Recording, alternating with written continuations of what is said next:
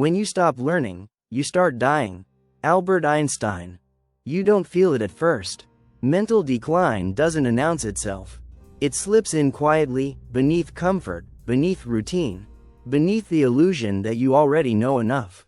The truth is simple. Your brain is always changing. Every thought, every habit, every choice reshapes your mind. The question is, are you growing, or are you fading? In this audiobook, we'll explore the neuroscience of learning and forgetting. We'll uncover how mental stagnation rewires your brain, and what you can do to stop it. This isn't just information, it's a wake-up call. Because the cost of not learning isn't just ignorance, it's decline. And what most people don't realize is that your brain faces an even greater cost when it stops switching, stops challenging itself, and stops learning altogether. Today, we're going to explore one of the most fascinating and frightening aspects of human neuroscience. What happens to your brain when you stop learning? Chapter 1. The Architecture of Learning, Understanding Your Brain's Blueprint. Picture, if you will, a magnificent cathedral under construction. Master craftsmen work tirelessly, laying stone upon stone, each piece carefully placed to create something greater than the sum of its parts.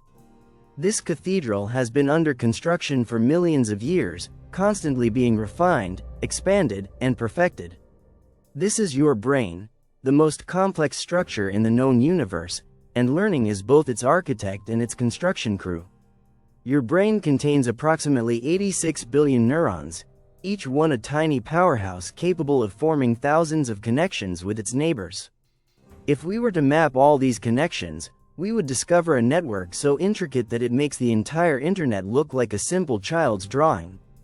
This is the physical foundation of everything you are. Your thoughts, memories, emotions, and dreams all emerge from the electrical and chemical conversations between these billions of neural citizens. But here's what makes your brain truly extraordinary. It never stops building. Every time you learn something new, you're literally adding new rooms to this neural cathedral. Every skill you master creates new architectural features. Every challenge you overcome strengthens the existing structure. Your brain is not just a computer that processes information. It's a living, breathing, constantly evolving construction site where learning is the force that drives endless renovation and expansion. The 3 pillars of neural architecture. Your brain's learning architecture rests on 3 fundamental pillars, each one crucial for optimal cognitive function. Think of these as the foundational systems that must work in harmony for learning to occur. The first pillar is neuroplasticity, your brain's remarkable ability to reorganize itself throughout your entire life. For decades, scientists believed that the adult brain was fixed and unchangeable. We now know this couldn't be further from the truth. Your brain possesses an almost magical quality. It can rewire itself, create new neural pathways, and even generate new neurons in certain regions. This isn't just theoretical, it's happening in your brain right now as you read these words. The second pillar is neural efficiency, the brain's ability to process information quickly and accurately. Think of this as your brain's internal highway system. Well-traveled neural pathways become like superhighways, allowing information to flow rapidly and smoothly. Less used pathways become like narrow country roads, slower and more difficult to navigate. The more you use specific neural circuits through learning, the more efficient they become. The third pillar is cognitive reserve, your brain's backup systems and alternative pathways. This is perhaps the most fascinating aspect of brain architecture. Education, leisure activities, and occupational activity are protective factors against cognitive decline and dementia. Your brain doesn't just build one pathway to accomplish a task. It builds multiple pathways, creating redundancy and resilience. Cognitive reserve offers comprehensive protection against the onset of dementia through the adaptability of cognitive processes. The learning highway system. Imagine your brain as a vast city with millions of interconnected roads. When you first learn something new, you're essentially creating a dirt path between 2 distant neighborhoods. The first time you try to recall this information, it's like walking along this rough, unpaved trail, slow, difficult, and uncertain. But something remarkable happens with repetition and practice. Each time you use this neural pathway, it becomes a bit more established.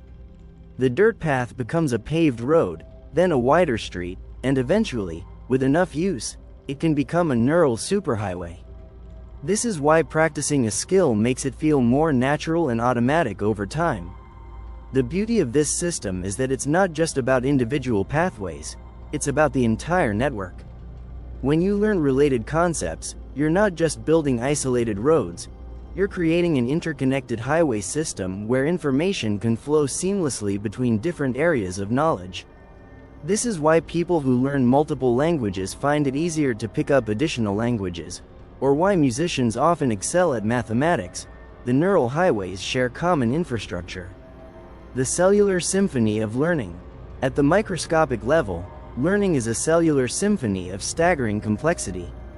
Every time you encounter new information, millions of neurons begin an intricate dance of communication.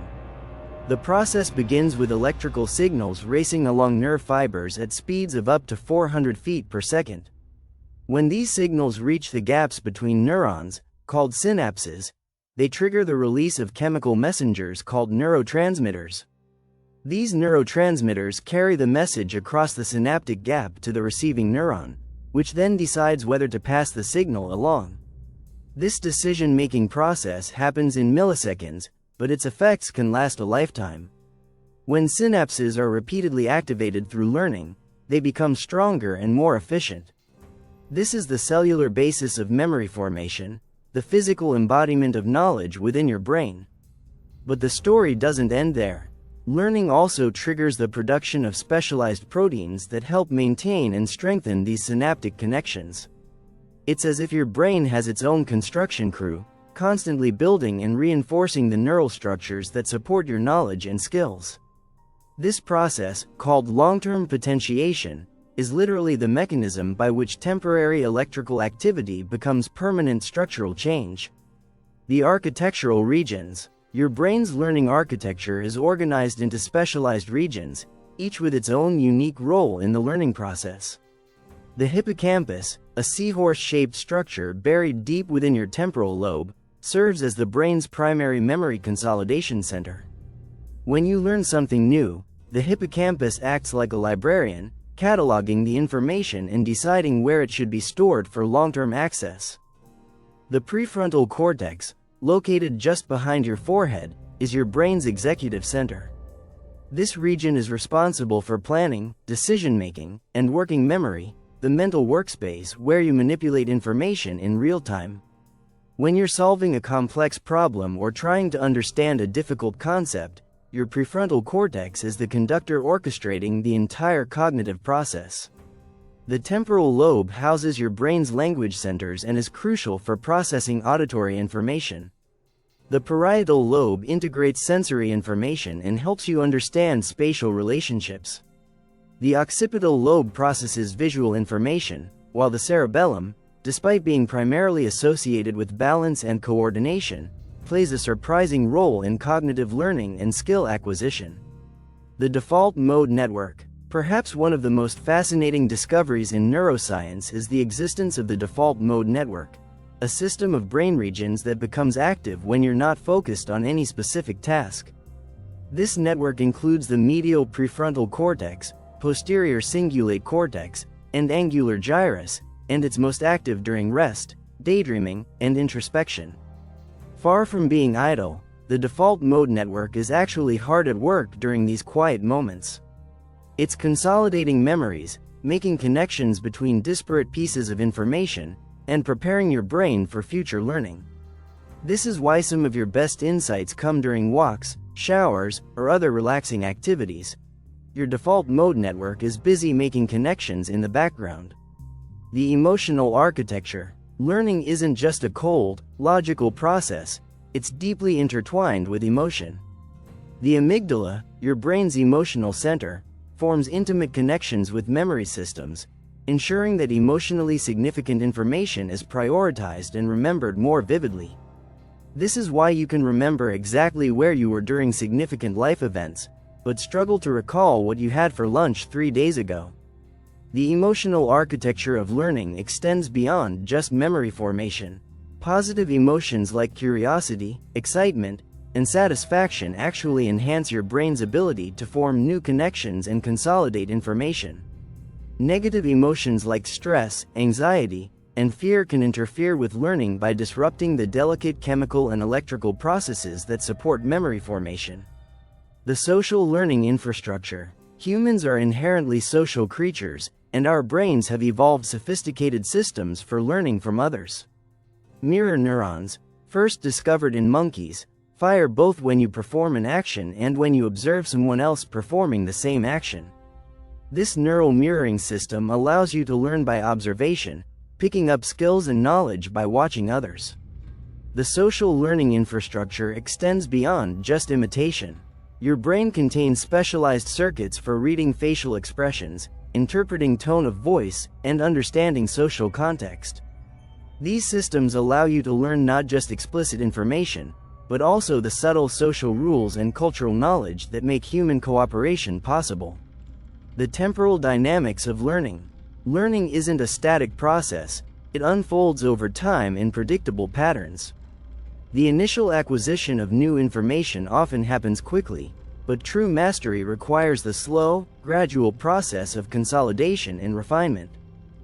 This is why cramming for an exam might help you pass a test, but doesn't lead to lasting knowledge. The temporal dynamics of learning involve several distinct phases. The encoding phase is when new information first enters your brain. The consolidation phase is when this information is gradually integrated into your existing knowledge network.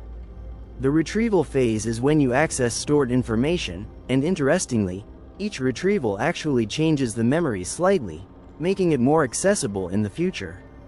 The maintenance requirements. Like any complex system, your brain's learning architecture requires constant maintenance. This maintenance happens primarily during sleep, when your brain's glymphatic system, a waste clearance system that's most active during rest, removes metabolic toxins that accumulate during waking hours. Sleep also provides the time and mental space needed for memory consolidation. Physical exercise is another crucial maintenance requirement. Regular physical activity increases blood flow to the brain, promotes the production of growth factors that support neural health, and even stimulates the generation of new neurons in certain brain regions. Physical exercise and cognitive activity work together to protect brain health, reducing the loss of brain mass with age and strengthening compensatory circuits through enhancing executive function. The plasticity paradox. Here's where the story takes an interesting turn. Your brain's remarkable plasticity, its ability to change and adapt, is both its greatest strength and its greatest vulnerability. The same mechanisms that allow your brain to learn and grow also make it susceptible to decline when learning stops. Neural pathways that aren't used regularly begin to weaken through a process called synaptic pruning. Your brain, in its efficiency-driven wisdom, essentially says, if you're not using this connection, we'll redirect those resources elsewhere. This is normally a good thing.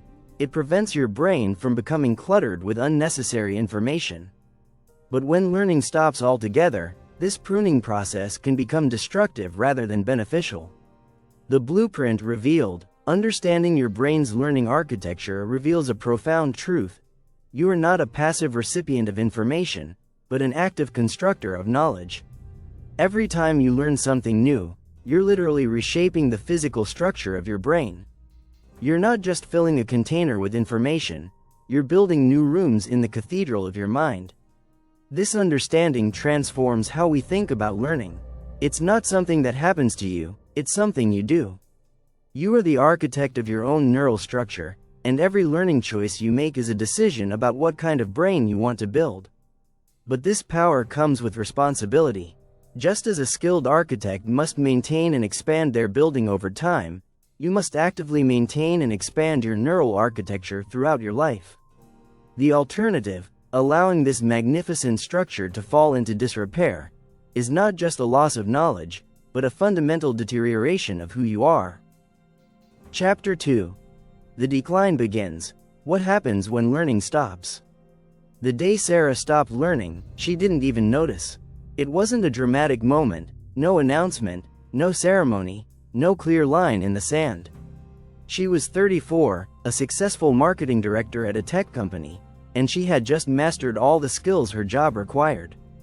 After years of constant learning, new software, marketing strategies, industry trends, she had finally reached a comfortable plateau. She could handle any challenge her role might throw at her. For the first time in her adult life, Sarah felt truly competent. She no longer needed to study after work, no longer felt the anxiety of not knowing enough. She had arrived. What she didn't realize was that her brain had begun to interpret this plateau not as success, but as a signal to begin the shutdown process. The human brain is the most energy-hungry organ in your body, consuming about 20% of your total caloric intake despite weighing only about 2% of your body weight. Like any efficient system, it's constantly looking for ways to optimize energy usage. When learning stops, your brain essentially receives a message: the growth phase is over. Time to switch to maintenance mode. But here's the cruel irony. Maintenance mode in the brain isn't actually maintenance, it's the beginning of decline. The 72-hour window. The process begins surprisingly quickly. Within 72 hours of stopping all challenging cognitive activities, your brain begins to make subtle but measurable changes. The first casualty is what neuroscientists call cognitive flexibility, your brain's ability to switch between different concepts or adapt to new rules. Imagine your brain as a jazz musician who has been improvising for years. When learning stops, it's like the musician deciding to play only the same 3 songs over and over again. Initially, the performance is flawless, perhaps even more polished than before. But slowly, inevitably, the musician begins to lose the ability to improvise. The neural pathways that support cognitive flexibility begin to weaken from disuse. Research shows that cognitive flexibility can decline by up to 12% within the first week of cognitive stagnation. This isn't just about solving puzzles or learning new facts. It affects your ability to adapt to unexpected situations, think creatively about problems, and adjust your behavior when circumstances change. The attention networks under siege. Your brain maintains 3 distinct attention networks: the alerting network, which helps you maintain vigilant awareness; the orienting network, which directs your attention to specific locations or information; and the executive network, which resolves conflicts between different streams of information. When learning stops, these networks begin to deteriorate in a predictable sequence. The executive network, being the most cognitively demanding, is the first to suffer. Within 2 weeks of cognitive stagnation, executive attention can decline by up to 15%. This manifests as difficulty concentrating on complex tasks, increased susceptibility to distractions, and problems with multitasking. Mark, a 45-year-old accountant, noticed this firsthand. After years of challenging financial analysis, he had settled into a routine of simple bookkeeping tasks. Within a month, he found himself unable to focus on complex spreadsheets for more than a few minutes at a time. Tasks that once energized him now felt overwhelming and exhausting. The memory consolidation crisis. One of the most insidious effects of learning cessation is its impact on memory consolidation, the process by which short-term memories become long-term memories. This process doesn't just happen automatically. It requires the neural machinery that's actively maintained through learning. When you stop learning, the proteins responsible for memory consolidation begin to decrease in production. The hippocampus, your brain's primary memory consolidation center, begins to show reduced activity within just days of cognitive stagnation. This creates a vicious cycle.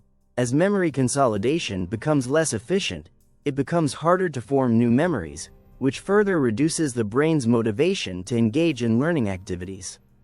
The result is what researchers call temporal memory compression, the feeling that time is passing more quickly and that recent events are harder to distinguish from each other.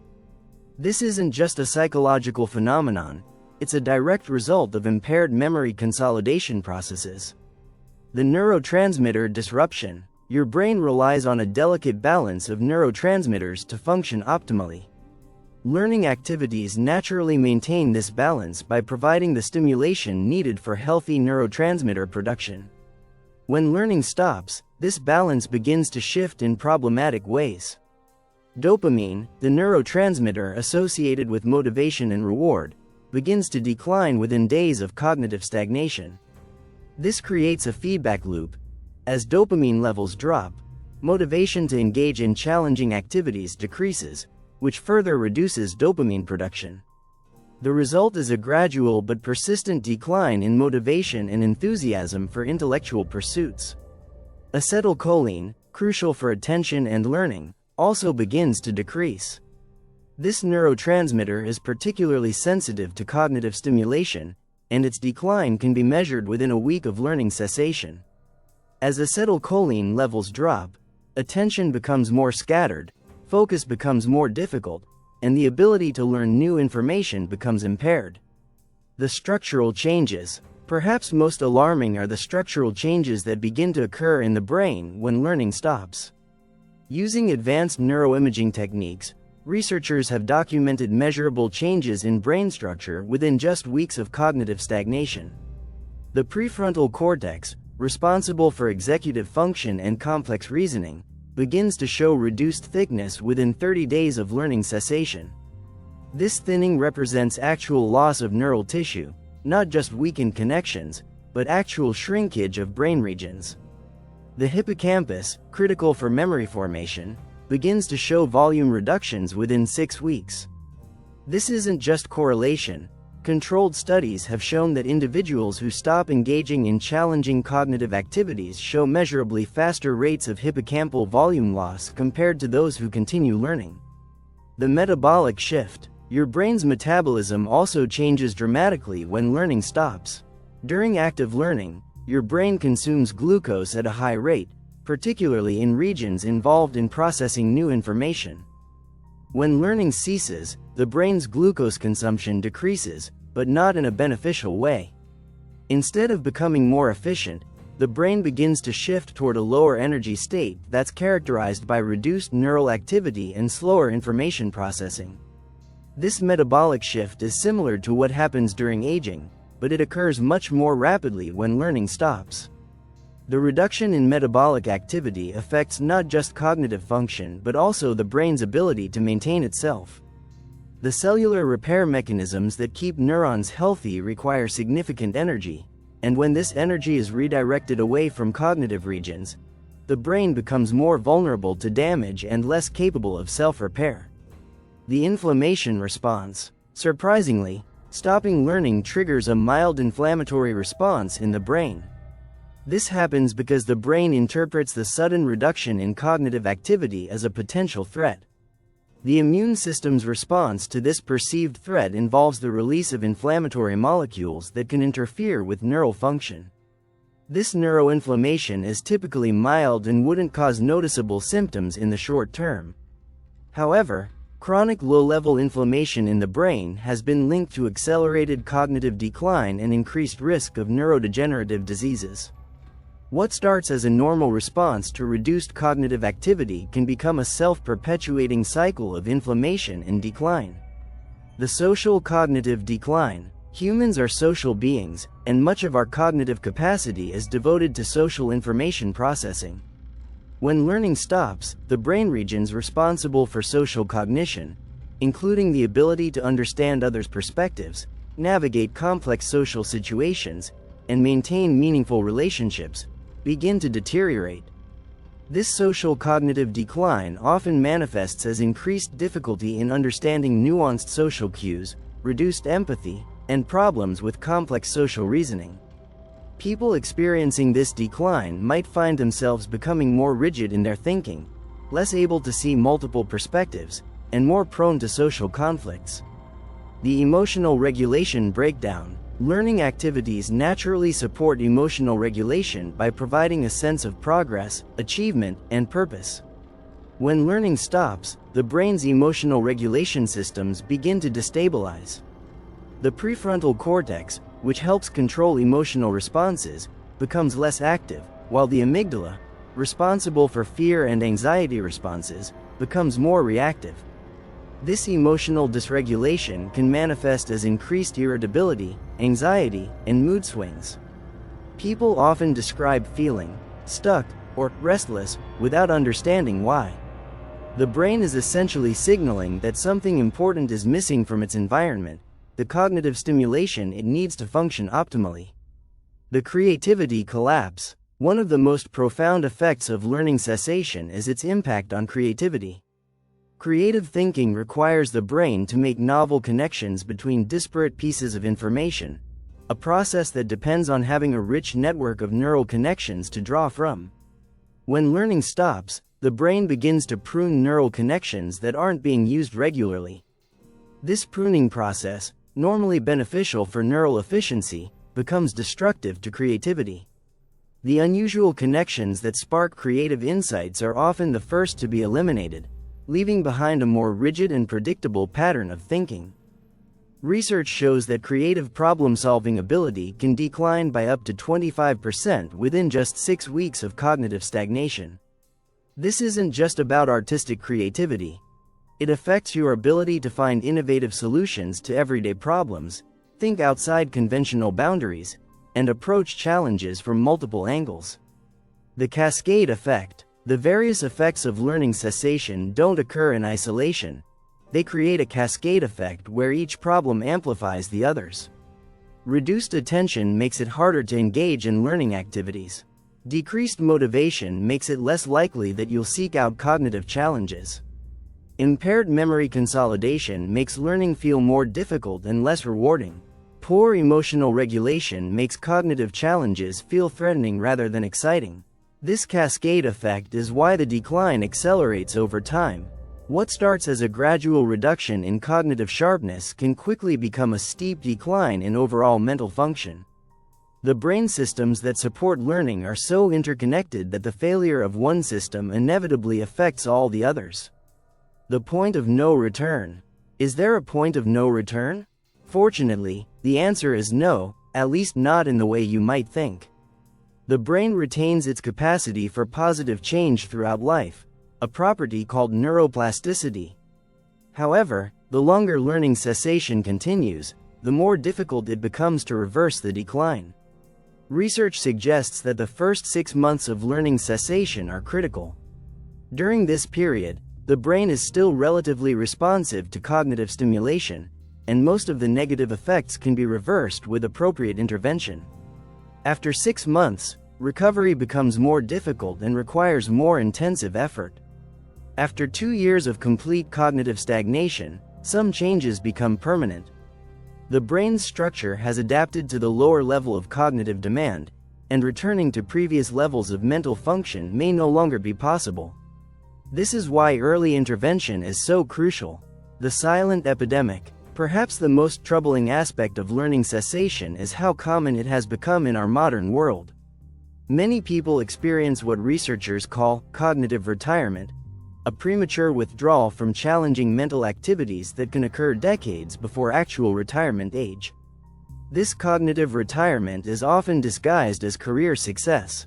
People reach a level of competence in their jobs and stop seeking new challenges. They find entertainment in passive activities like watching television or scrolling through social media. They avoid situations that might challenge their existing knowledge or skills. The result is a silent epidemic of cognitive decline affecting millions of people who are otherwise healthy and capable. These individuals aren't suffering from any disease or disorder. They're simply experiencing the natural consequences of cognitive stagnation. The wake-up call. The decline that begins when learning stops is not inevitable or irreversible, but it is relentless. Every day that passes without cognitive challenge is a day that your brain moves further away from its optimal state. The good news is that understanding this process is the first step toward preventing it. Your brain is constantly listening to the signals you send it through your choices and activities. When you choose challenging cognitive activities, you're telling your brain to maintain and expand its capabilities. When you choose comfort and familiarity, you're telling your brain to begin the shutdown process. The choice is yours, but the consequences are real. The decline begins not with a dramatic event, but with a subtle shift in priorities. The question isn't whether you'll notice when it starts, the question is whether you'll do something about it before it's too late. Chapter 3. The Domino Effect: How Cognitive Decline Spreads. Imagine a massive library where books are organized not just by subject, but by an intricate web of connections. Each book is linked to dozens of others through invisible threads of association, creating a vast network of knowledge. Now imagine what happens when you begin removing books one by one. At first, the gaps aren't noticeable. The library still functions, still serves its purpose. But as more books disappear, the connections between them begin to break down. Eventually, entire sections become isolated, and the library transforms from a unified system of knowledge into a collection of disconnected fragments. This is precisely what happens in your brain when learning stops. The decline doesn't happen uniformly across all cognitive functions. Instead, it follows a predictable pattern, like dominoes falling in carefully arranged sequences. Understanding this pattern is crucial because it reveals not just what you're losing, but why the loss accelerates over time. The hierarchy of cognitive vulnerability. Your brain's cognitive functions exist in a hierarchy of vulnerability. Some functions are robust and resilient, able to withstand significant neglect before showing signs of decline. Others are fragile and dependent on constant stimulation to maintain their integrity. The most vulnerable functions are also, unfortunately, the most sophisticated and uniquely human. At the top of this hierarchy, and therefore the first to suffer when learning stops, are the executive functions. These include working memory, cognitive flexibility, and inhibitory control. Think of executive functions as the brain's CEO, responsible for planning, decision-making, and coordinating complex mental activities. When learning stops, it's as if the CEO gradually loses the ability to manage the organization effectively. Working memory, the ability to hold and manipulate information in your conscious awareness, is particularly vulnerable. This isn't just about remembering phone numbers or shopping lists. Working memory is the foundation of complex reasoning, problem-solving, and abstract thinking. When working memory declines, it becomes harder to follow complex arguments, understand nuanced situations, or think through multi-step problems. The attention cascade. The decline in executive function triggers what researchers call the attention cascade. Your brain maintains 3 distinct attention networks, and they fail in a predictable sequence when learning stops. The first to go is sustained attention, your ability to maintain focus on a single task for extended periods. This might seem like a minor inconvenience, but sustained attention is the foundation of deep learning and complex thinking. Without it, you become trapped in a world of shallow, fragmented mental activity. Next comes selective attention, your ability to focus on relevant information while filtering out distractions. When selective attention fails, every stimulus in your environment becomes equally important. The result is a mental state similar to ADHD, where focus becomes scattered and productivity plummets. Finally, divided attention, your ability to multitask effectively, begins to deteriorate. While multitasking has its critics, the ability to coordinate multiple streams of information is crucial for navigating complex modern environments. When this ability fails, even simple tasks can become overwhelming. The memory domino chain. Memory systems are interconnected in complex ways, and the failure of one system creates cascading effects throughout the others. The sequence typically follows this pattern. Episodic memory, your ability to remember specific events and experiences, is the first to suffer. This happens because episodic memory depends heavily on the hippocampus, which is extremely sensitive to cognitive stimulation. When learning stops, the hippocampus begins to shrink, making it harder to form new episodic memories and retrieve existing ones. Working memory declines next, as we discussed earlier. This creates a vicious cycle because working memory is necessary for forming new episodic memories. As working memory deteriorates, it becomes even harder to create the rich, detailed memories that make life meaningful and help you learn from experience. Semantic memory, your storehouse of facts, concepts, and general knowledge, is more resilient but eventually begins to suffer. This doesn't mean you forget everything you've learned, but rather that the connections between different pieces of knowledge begin to weaken. Information becomes isolated and harder to apply flexibly to new situations. Procedural memory, your knowledge of how to perform skills and tasks, is the most resilient and typically remains intact longest. However, even procedural memory can suffer when learning stops completely. Skills that aren't practiced regularly begin to deteriorate, and the ability to learn new procedures becomes impaired. The language domino effect. Language is perhaps the most complex cognitive function humans possess, and its decline follows a particularly devastating pattern. The process begins with subtle changes in word-finding ability. You might notice that you can't quite find the right word for something, or that your vocabulary feels less rich and precise than it once did. Next comes a decline in syntactic complexity. Your sentences become shorter and simpler. You begin to rely more heavily on common words and familiar phrases.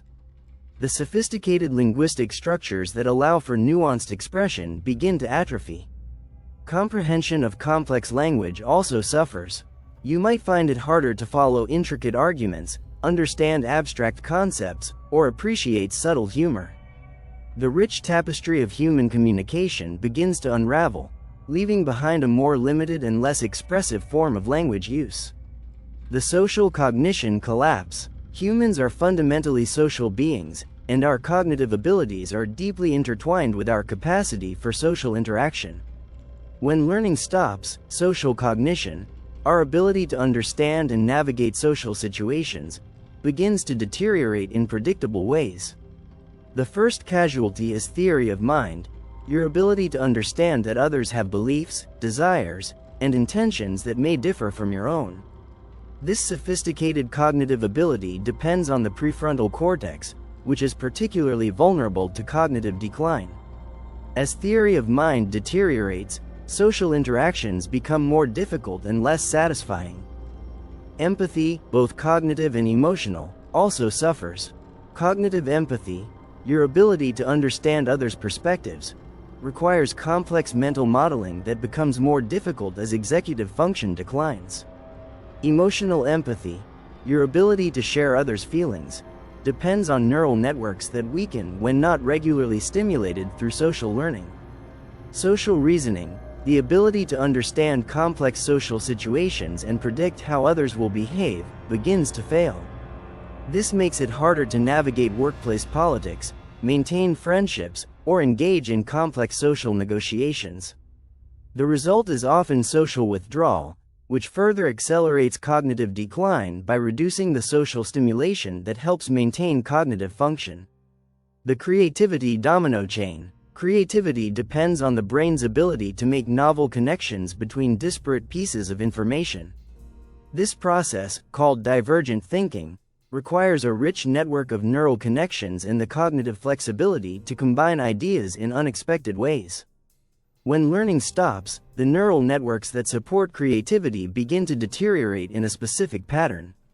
First, you lose the ability to generate novel ideas, the aha moments that spark innovation and creative insight. Next, you lose the ability to elaborate on creative ideas, to develop and refine them into practical solutions. Finally, you lose the ability to evaluate creative ideas, to determine which ones are worth pursuing and which should be abandoned. This creativity collapse doesn't just affect artistic pursuits.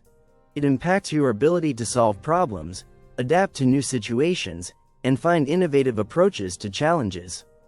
Life becomes more predictable and routine, but also more limited and less fulfilling. The emotional regulation cascade. Emotional regulation, your ability to manage your feelings and respond appropriately to emotional situations, depends on sophisticated neural networks that connect the prefrontal cortex with the limbic system. When learning stops, these networks begin to deteriorate, leading to predictable changes in emotional functioning. The first sign is often increased emotional reactivity. Situations that once seemed manageable now trigger strong emotional responses. This happens because the prefrontal cortex, which normally helps regulate emotional responses, becomes less active and less effective. Next comes a decline in emotional differentiation, your ability to distinguish between different types of emotions and understand their causes. Emotions become more generic and less informative. You might feel bad without being able to identify whether you're sad, frustrated, anxious, or angry. Finally, emotional recovery becomes slower and more difficult. When you do experience strong emotions, it takes longer to return to baseline. This creates a cycle where emotional disturbances become more frequent and more persistent, further interfering with cognitive function. The motivation spiral. Perhaps the most insidious aspect of cognitive decline is its impact on motivation. Learning activities naturally generate dopamine, the neurotransmitter associated with motivation and reward. When learning stops, dopamine levels begin to decline, creating a vicious cycle. As motivation decreases, you become less likely to engage in challenging cognitive activities. This further reduces dopamine production, which makes motivation even more elusive. The result is a downward spiral where the very activities that could reverse cognitive decline become increasingly difficult to initiate and maintain. This motivation spiral is often misinterpreted as laziness or lack of willpower. In reality, it's a neurobiological response to cognitive stagnation. The brain is essentially withdrawing its motivational support for activities that it no longer considers important or rewarding. The physical health dominoes. Cognitive decline doesn't just affect mental function, it triggers a cascade of physical health problems. The brain and body are intimately connected, and when cognitive function deteriorates, physical health inevitably follows. Sleep quality often deteriorates first. The brain regions responsible for sleep regulation are closely connected to those involved in cognitive function. When learning stops, sleep becomes less restorative, creating a cycle where poor sleep further impairs cognitive function. Stress hormone regulation also suffers. The hypothalamic pituitary adrenal axis, which controls stress response, becomes dysregulated when cognitive function declines. This leads to chronically elevated stress hormones, which can damage the hippocampus and further accelerate cognitive decline. Immune function begins to deteriorate as well. The stress and inflammation associated with cognitive decline suppress immune function, making you more vulnerable to infections and diseases. This creates another vicious cycle where poor health further impairs cognitive function. The behavioral domino effect. As cognitive function declines, behavior patterns begin to change in predictable ways. These changes often seem minor at first, but they can have profound long-term consequences. Risk-taking behavior often increases, not because people become more adventurous, but because the prefrontal cortex regions responsible for risk assessment become less active. This can lead to poor financial decisions, dangerous driving, or other risky behaviors. Routine-seeking behavior increases as cognitive flexibility decreases. People become more rigid in their habits and less adaptable to change. While routines can be beneficial, excessive routine seeking can lead to stagnation and further cognitive decline. Social behavior often becomes more self-centered and less empathetic. This isn't necessarily a character flaw, it's a natural consequence of declining social cognition. However, these behavioral changes can damage relationships and further reduce social stimulation. The accelerating decline. The domino effect of cognitive decline is particularly insidious because it accelerates over time. Each falling domino makes it more likely that the next one will fall, and fall faster. What starts as a minor decline in one cognitive function can quickly cascade into widespread mental deterioration. This acceleration happens because cognitive functions are not independent, they support and depend on each other. When one system fails, it places additional strain on the others. Eventually, the remaining systems become overwhelmed and begin to fail as well. The result is a process that researchers call cognitive cascade failure, a rapid and comprehensive breakdown of mental function that can occur surprisingly quickly once it begins. This is why early intervention is so crucial.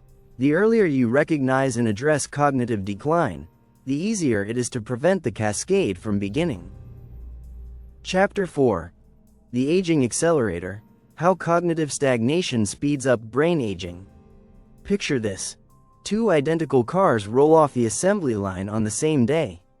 One owner drives their car regularly, maintains it well, takes it on new routes, and keeps the engine running smoothly. The other owner parks their car in the garage and rarely takes it out.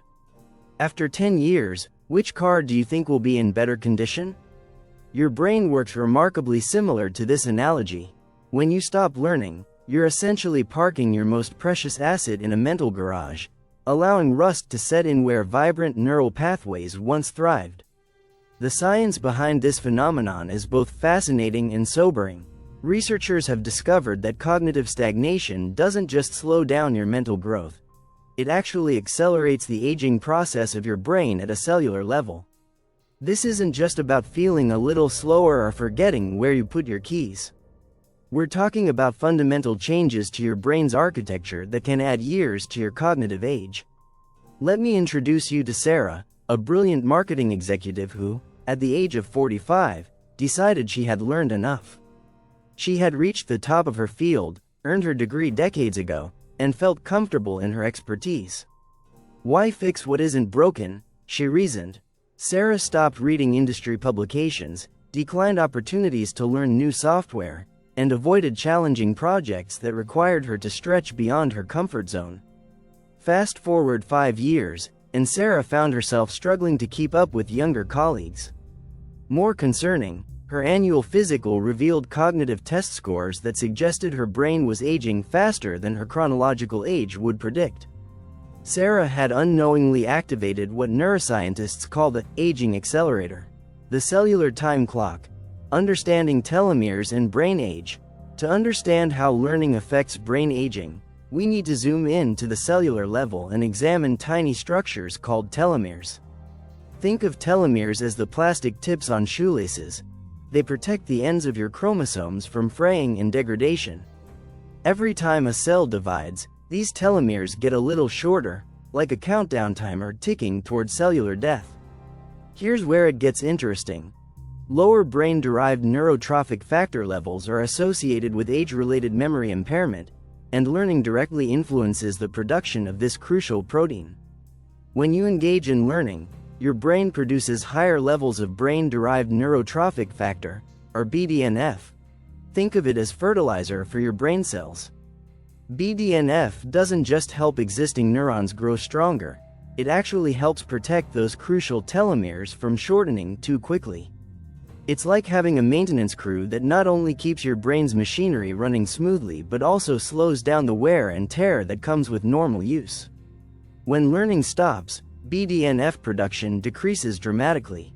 Without this protective factor, your brain cells begin aging at an accelerated rate. The telomeres shorten faster, neural connections weaken, and what should be normal age-related changes become premature cognitive decline. Dr. Elizabeth Blackburn, who won the Nobel Prize for her work on telomeres, found that people who engage in regular mental challenges maintain longer telomeres compared to those who lead cognitively sedentary lives. The difference isn't subtle, we're talking about cellular age differences that can span decades. The neuroplasticity paradox, use it or lose it. Neuroplasticity, the brain's ability to reorganize and form new neural connections, follows a cruel but simple rule. Use it or lose it. The brain still has an incredible capacity for change, in large part due to neuroplasticity, but this capacity diminishes rapidly when not exercised. Imagine your brain as a bustling city with millions of roads connecting different neighborhoods. When you're actively learning, construction crews are constantly building new roads, upgrading existing highways, and creating better traffic flow between districts. The city thrives, grows, and becomes more efficient. But when learning stops, something sinister begins to happen. The construction crews get laid off. The existing roads start to crack and deteriorate. Some smaller streets become so unused that they're eventually abandoned altogether. The city begins to shrink, and travel between different areas becomes slower and more difficult. This is exactly what happens in your brain when cognitive stagnation sets in. Older adults show less neuroplasticity than younger subjects, but this decline isn't just about age, it's about use. The neural pathways you don't use begin to weaken through a process called synaptic pruning. Your brain, in its efficiency-focused wisdom, decides that unused neural connections are a waste of precious resources. Like a company downsizing during tough economic times, your brain starts eliminating the neural employees that aren't pulling their weight. The problem is, once these connections are gone, rebuilding them becomes exponentially more difficult. The inflammation connection. When your brain attacks itself. One of the most alarming discoveries in recent neuroscience research is the link between cognitive stagnation and neuroinflammation. When you stop learning, your brain doesn't just slow down, it begins to attack itself through chronic inflammation. Think of inflammation as your brain's emergency response system. When you cut your finger, inflammation rushes to the scene to fight infection and begin healing. It's a crucial protective mechanism, but when this inflammatory response becomes chronic, it transforms from a helpful friend into a destructive enemy. Decreased levels of BDNF are associated with neurodegenerative diseases with neuronal loss, and learning is one of the most effective ways to maintain healthy BDNF levels. When learning stops, BDNF production drops, and the brain's natural anti-inflammatory defenses weaken. Without the protective effects of learning-induced BDNF, microglia, the brain's immune cells, become hyperactive. Imagine having an overzealous security team that starts treating every minor disturbance as a major threat. These activated microglia begin releasing inflammatory chemicals called cytokines, which damage healthy brain tissue. This chronic neuroinflammation creates a vicious cycle. The inflammation damages neural connections, making learning more difficult. As learning becomes harder, people tend to avoid it, which reduces BDNF production even further, leading to more inflammation. It's like a fire that feeds on itself, growing larger and more destructive with time. Studies have shown that people who maintain active learning habits throughout their lives have significantly lower levels of inflammatory markers in their brains. Their microglia remain in a healthy, surveillance state rather than the destructive, activated state seen in cognitively stagnant individuals. The myelin highway. When your brain's internet slows down. To understand another crucial aspect of accelerated brain aging, let's talk about myelin, the white, fatty substance that wraps around nerve fibers like insulation around electrical wires. If neurons are your brain's electrical system, myelin is what makes that system run at high speed. Think of myelin as the difference between dial-up internet and fiber optic broadband. Myelinated neural pathways can transmit signals up to 100 times faster than unmyelinated ones. When your brain is well myelinated, thoughts flow quickly, connections form rapidly, and processing speed remains sharp. Here's the crucial point. Learning is one of the primary drivers of myelination. Every time you acquire a new skill, understand a complex concept, or form new memories, your brain responds by laying down fresh myelin on the neural pathways involved in that learning. When learning stops, myelin production slows dramatically. Existing myelin begins to deteriorate without the stimulus of new learning to maintain and strengthen it. This process, called demyelination, is like watching your brain's highway system gradually crumble. The effects are noticeable and progressive. Processing speed slows down first. You might find yourself taking longer to understand jokes, solve problems, or make decisions. Then comes reduced mental flexibility. Switching between different tasks or adapting to new situations becomes more challenging. Research conducted at the University of California found that adults who engaged in regular learning activities maintained robust myelin integrity well into their 70s and 80s. Meanwhile, those who led cognitively inactive lives showed significant myelin degradation, with some exhibiting brain scans similar to individuals 20 years older. The vascular decline. When your brain's blood supply falters, your brain is an incredibly hungry organ, consuming about 20% of your body's total energy despite representing only 2% of your body weight. This energy demand requires a sophisticated vascular system, a network of blood vessels that delivers oxygen and nutrients while removing waste products. Learning acts as a powerful stimulus for vascular health in the brain. When you engage in challenging mental activities, your brain demands more blood flow to fuel the increased neural activity. This demand signals your cardiovascular system to maintain and even improve the blood vessel network serving your brain. Think of it like a city's infrastructure responding to population growth. When more people move to a neighborhood, analogous to increased neural activity from learning, the city invests in better roads, utilities, and services. Similarly, when you regularly challenge your brain through learning, your body invests in better blood flow, more efficient waste removal, and enhanced nutrient delivery. But when learning stops, this vital infrastructure begins to deteriorate. Blood vessels become less flexible, blood flow decreases, and the brain's waste removal system, called the glymphatic system, becomes less efficient. This is particularly problematic because the brain produces toxic waste products during normal operation, including amyloid beta and tau proteins associated with Alzheimer's disease. Research suggests that lower levels of BDNF may contribute to cognitive decline, affecting memory, concentration, and learning ability. The relationship between learning, BDNF production, and vascular health creates a powerful protective cycle. Learning stimulates BDNF production, which promotes the growth of new blood vessels and maintains existing ones. Studies using advanced brain imaging techniques have shown that cognitively active older adults have vascular networks that look remarkably similar to those of much younger individuals. Their brains receive better blood flow, clear waste more efficiently, and maintain healthier cellular environments. The stress response. When your brain gets stuck in survival mode. Perhaps one of the most insidious ways that stopping learning accelerates brain aging is through its impact on your stress response system. Learning, particularly when it involves overcoming challenges and acquiring new skills, teaches your brain how to manage stress effectively. It's like cross-training for your mental resilience. When you're actively learning, your brain regularly experiences what psychologists call eustress, positive stress that stimulates growth and adaptation. This is the kind of stress you feel when you're stretching your abilities, solving a challenging puzzle, or mastering a new skill. It's uncomfortable in the moment but ultimately strengthening. This regular exposure to manageable stress keeps your brain's stress response system calibrated and responsive. Think of it like interval training for your mental fitness. Just as your muscles grow stronger when challenged with progressively heavier weights, your brain's ability to handle stress improves when regularly exposed to learning challenges.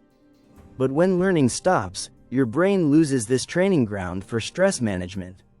Without regular exposure to the positive stress of learning, your brain's stress response system becomes either hypersensitive or chronically activated. Small challenges that should be manageable begin to trigger major stress responses. This dysregulated stress response accelerates brain aging through multiple pathways. Chronic stress leads to elevated cortisol levels, which damage the hippocampus, your brain's primary learning and memory center. It also suppresses BDNF production, reduces neuroplasticity, and promotes inflammation. The cruel irony is that as your brain becomes less capable of handling stress due to lack of learning practice, everyday life becomes more stressful, which further accelerates the aging process. It's like being caught in a downward spiral where each turn makes the next one steeper and more dangerous. The cognitive reserve. Building your mental fortress. Let me tell you about two remarkable women I encountered in my research. Both were 85 years old and had similar genetic backgrounds, but their brain scans told vastly different stories. Margaret had spent her retirement years learning new languages, taking art classes, and challenging herself with complex puzzles. Despite showing some age-related changes in her brain tissue, her cognitive function remained sharp. She could learn new information, adapt to changes, and maintain her independence. Eleanor, on the other hand, had settled into a routine of familiar activities after retirement. She watched the same types of television shows, socialized with the same small group of friends, and avoided anything that seemed too challenging. Her brain scans showed less tissue damage than Margaret's, yet her cognitive function was significantly impaired. This paradox illustrates one of neuroscience's most important discoveries: cognitive reserve. Think of cognitive reserve as a fortress you build around your brain through lifelong learning. The stronger and more elaborate your fortress, the better protected you are against the inevitable assaults of aging, stress, and even disease.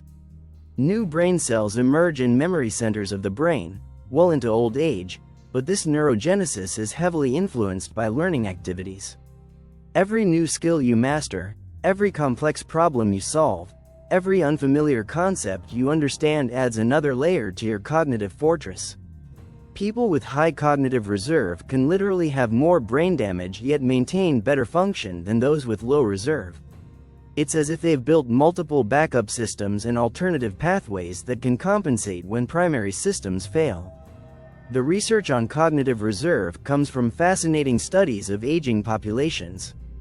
Scientists have found that individuals who engage in lifelong learning maintain cognitive function despite having brains that show significant age-related changes. They've essentially outbuilt the aging process. The epigenetic revolution: how learning changes your DNA. Recent breakthroughs in epigenetics have revealed one of the most profound ways that learning affects brain aging. It actually changes how your genes are expressed. Your DNA is like a vast library of instruction manuals, and learning determines which books get pulled from the shelves and which ones gather dust. When you engage in learning, you activate specific genes that promote brain health, enhance neuroplasticity, and protect against cellular damage. These aren't permanent changes to your DNA sequence. Think of them more like highlighting important passages in a textbook. The information was always there, but learning makes it accessible and active. One of the most significant epigenetic changes involves genes that control BDNF production. Regular learning literally turns up the volume on genes that produce this crucial brain protective protein. It also activates genes involved in synaptic plasticity, stress resistance, and cellular repair mechanisms. Conversely, when learning stops, beneficial genes begin to quiet down, while genes associated with inflammation, cellular stress, and neurodegeneration become more active. It's as if your genetic orchestra starts playing a completely different, much more somber tune.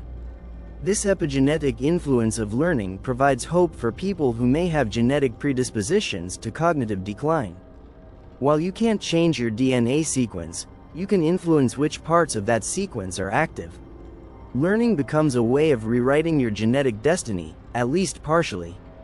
Studies of identical twins, who share the same DNA, have shown remarkable differences in brain aging based on their learning habits.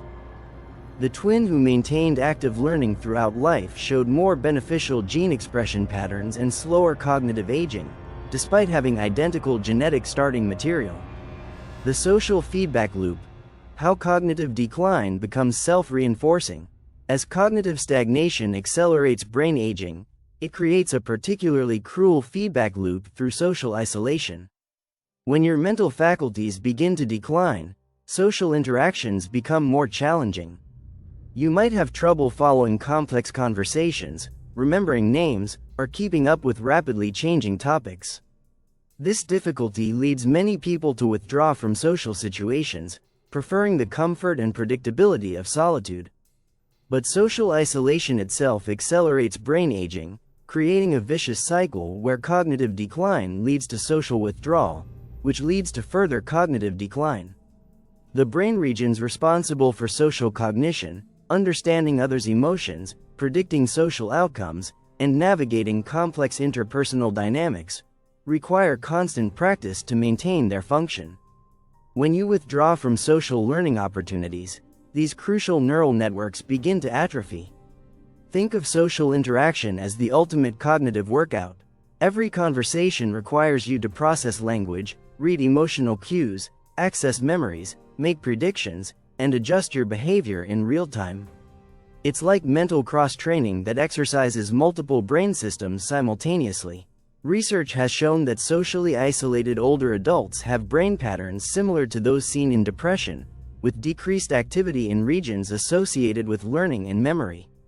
Their brains literally show signs of going into a kind of hibernation mode. The tragedy is that this social withdrawal often happens gradually, without people realizing they're accelerating their cognitive decline. They think they're simply being selective about their social commitments, not recognizing that each avoided social learning opportunity is another step down the staircase of mental decline. The sleep connection. How learning affects your brain's cleaning crew. Here's something that might surprise you. Learning doesn't just happen when you're awake. Some of the most crucial aspects of learning occur during sleep, when your brain's cleaning crew comes out to organize information and clear away toxic waste products. During deep sleep, your brain's glymphatic system becomes incredibly active. Think of it as a sophisticated janitorial service that works the night shift. Cerebrospinal fluid washes through your brain tissue, clearing away metabolic waste products that accumulate during waking hours.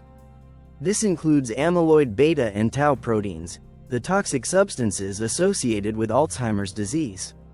Learning enhances this nighttime cleaning process.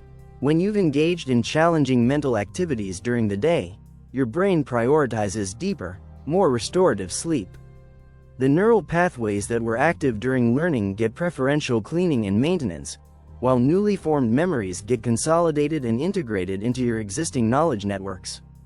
But when learning stops, this crucial sleep-based maintenance system becomes less efficient. Without new learning to process and consolidate, your brain's sleep architecture changes. You spend less time in the deep, restorative stages of sleep where the most important cleaning and repair work occurs. Studies using specialized brain imaging during sleep have shown that cognitively active individuals have significantly more efficient glymphatic clearance during sleep. Their brains literally clean themselves more thoroughly, removing potentially harmful proteins before they can accumulate and cause damage. This connection between learning and sleep quality creates another positive feedback loop. Better learning leads to better sleep, which enhances memory consolidation and cognitive function, which makes future learning more effective and enjoyable. Chapter 5. The Emotional Brain: How Learning Affects Your Mental Health. Sarah Jenkins thought she was making a practical decision when she turned down the opportunity to learn the new marketing software at her company. At 52, she felt she had enough expertise to coast until retirement. Let the young ones deal with the technology, she reasoned. I've paid my dues. What Sarah didn't realize was that this seemingly simple decision would trigger a cascade of changes not just in her cognitive abilities, but in her emotional well-being. 6 months later, she found herself feeling increasingly anxious, irritable, and disconnected from her work. She began experiencing what she described as a gray fog that seemed to settle over her daily life. Sarah had unknowingly severed the vital connection between learning and emotional health, a connection so fundamental that neuroscientists are now calling learning emotional nutrition for the brain. The neurochemical symphony: how learning orchestrates mood. To understand how learning affects your emotional state, imagine your brain as a vast symphony orchestra with different sections representing various neurotransmitters, the chemical messengers that influence your mood, motivation, and emotional responses. When you're actively learning, you're essentially conducting this orchestra, ensuring that all sections play in harmony. Learning triggers the release of a powerful cocktail of mood-enhancing chemicals. First up is dopamine, often called the reward chemical, but its role is far more nuanced than simple pleasure. Dopamine is released not when you achieve a goal, but when you're in the process of working toward it. It's the chemical that makes learning feel compelling and keeps you motivated to continue. But here's where it gets interesting.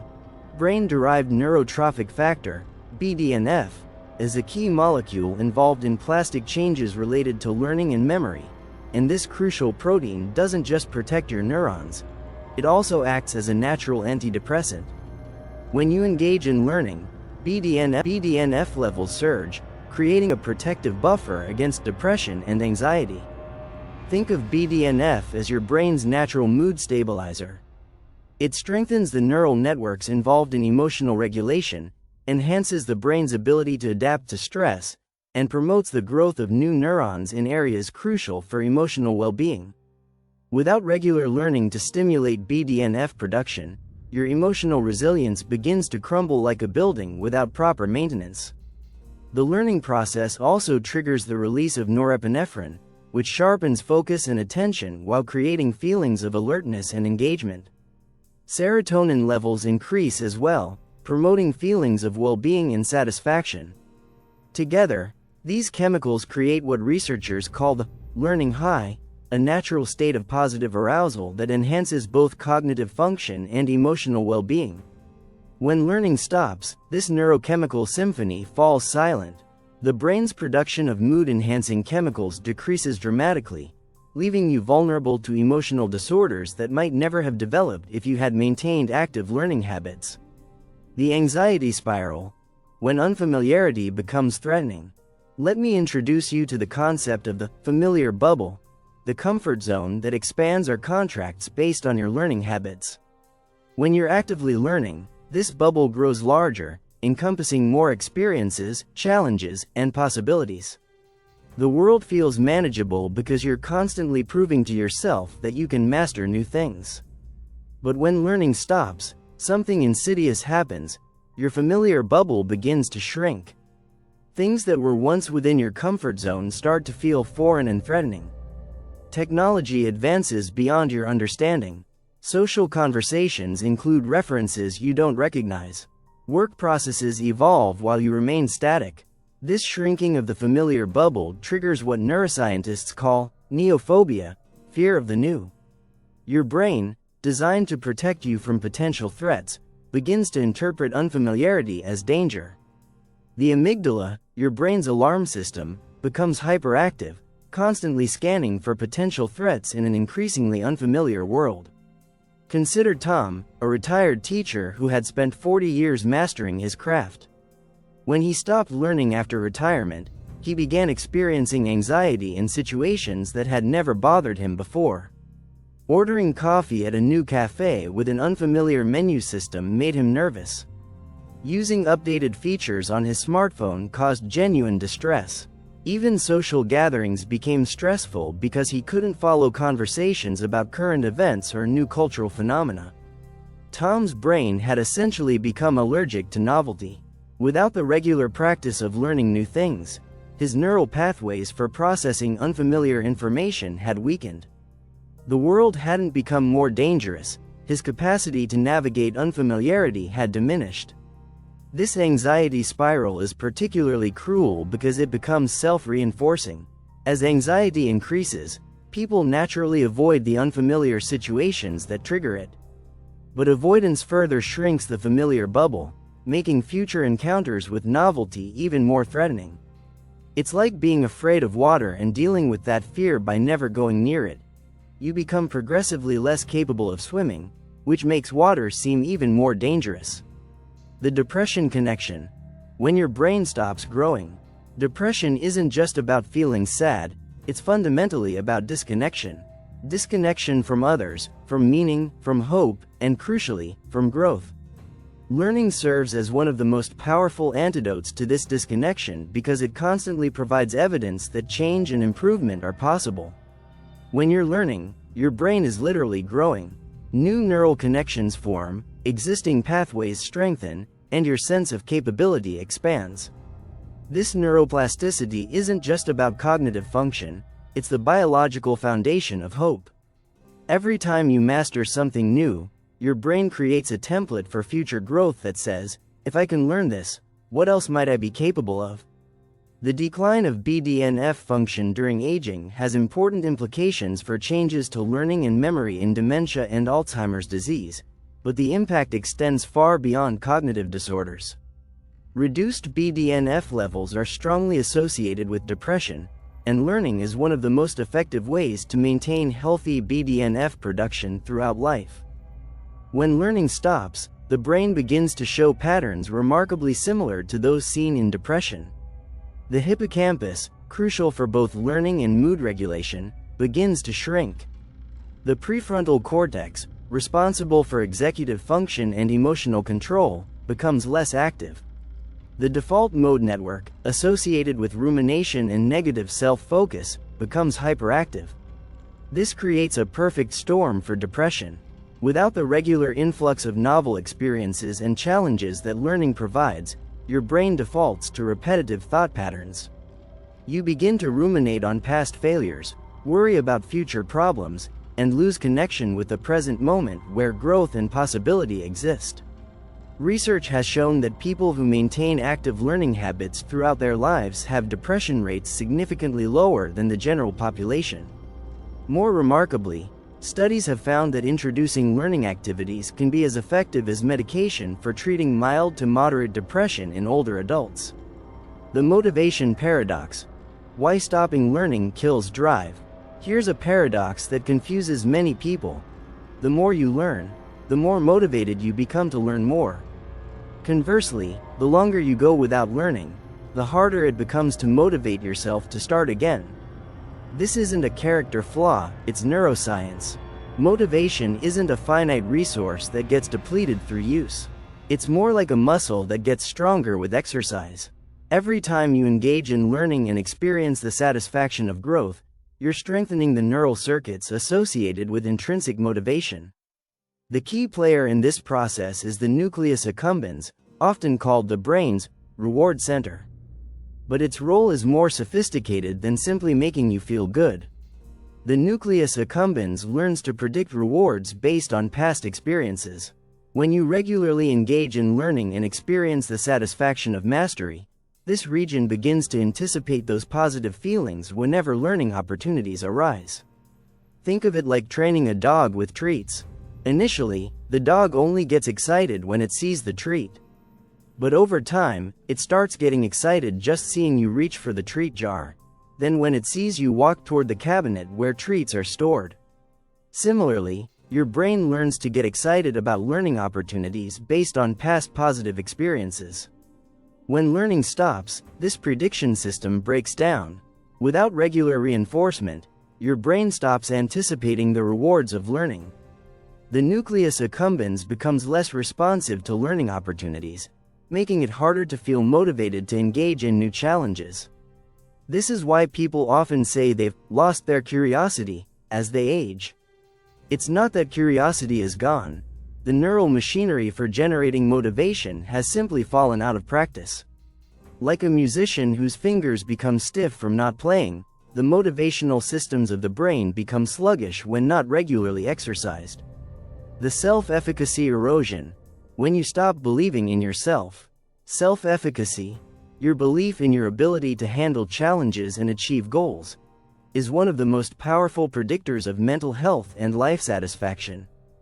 Learning serves as the primary fuel for self-efficacy because it provides concrete evidence of your capacity to grow and adapt. Every time you master a new skill, understand a complex concept, or overcome a learning challenge, you're making a deposit in your self-efficacy bank account. These experiences create what psychologists call mastery experiences, memories of successful coping that your brain can reference when facing future challenges. When learning stops, you stop making these crucial deposits. Even worse, you stop having opportunities to prove to yourself that you can adapt to change. Your self-efficacy account begins running a deficit, and your brain starts operating from an assumption of limitation rather than capability. Consider Maria, who had been an accomplished nurse for 30 years. When new electronic medical record systems were introduced, she chose to take early retirement rather than learn the new technology. "I'm too old to learn this computer stuff," she said. "Let the younger nurses handle it."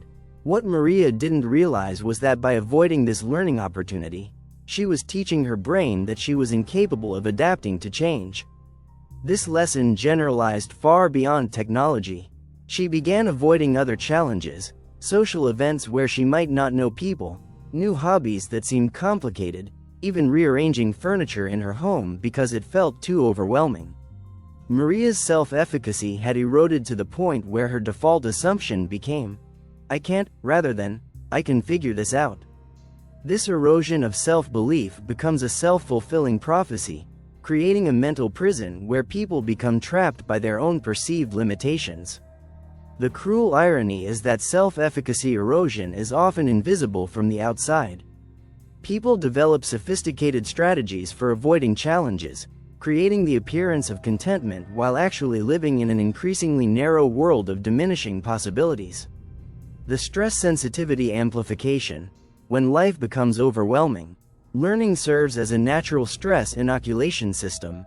When you regularly engage in manageable challenges, the kind of positive stress that comes with learning something new, you're essentially training your brain's stress response system to be more resilient and efficient. Think of learning as interval training for your emotional fitness.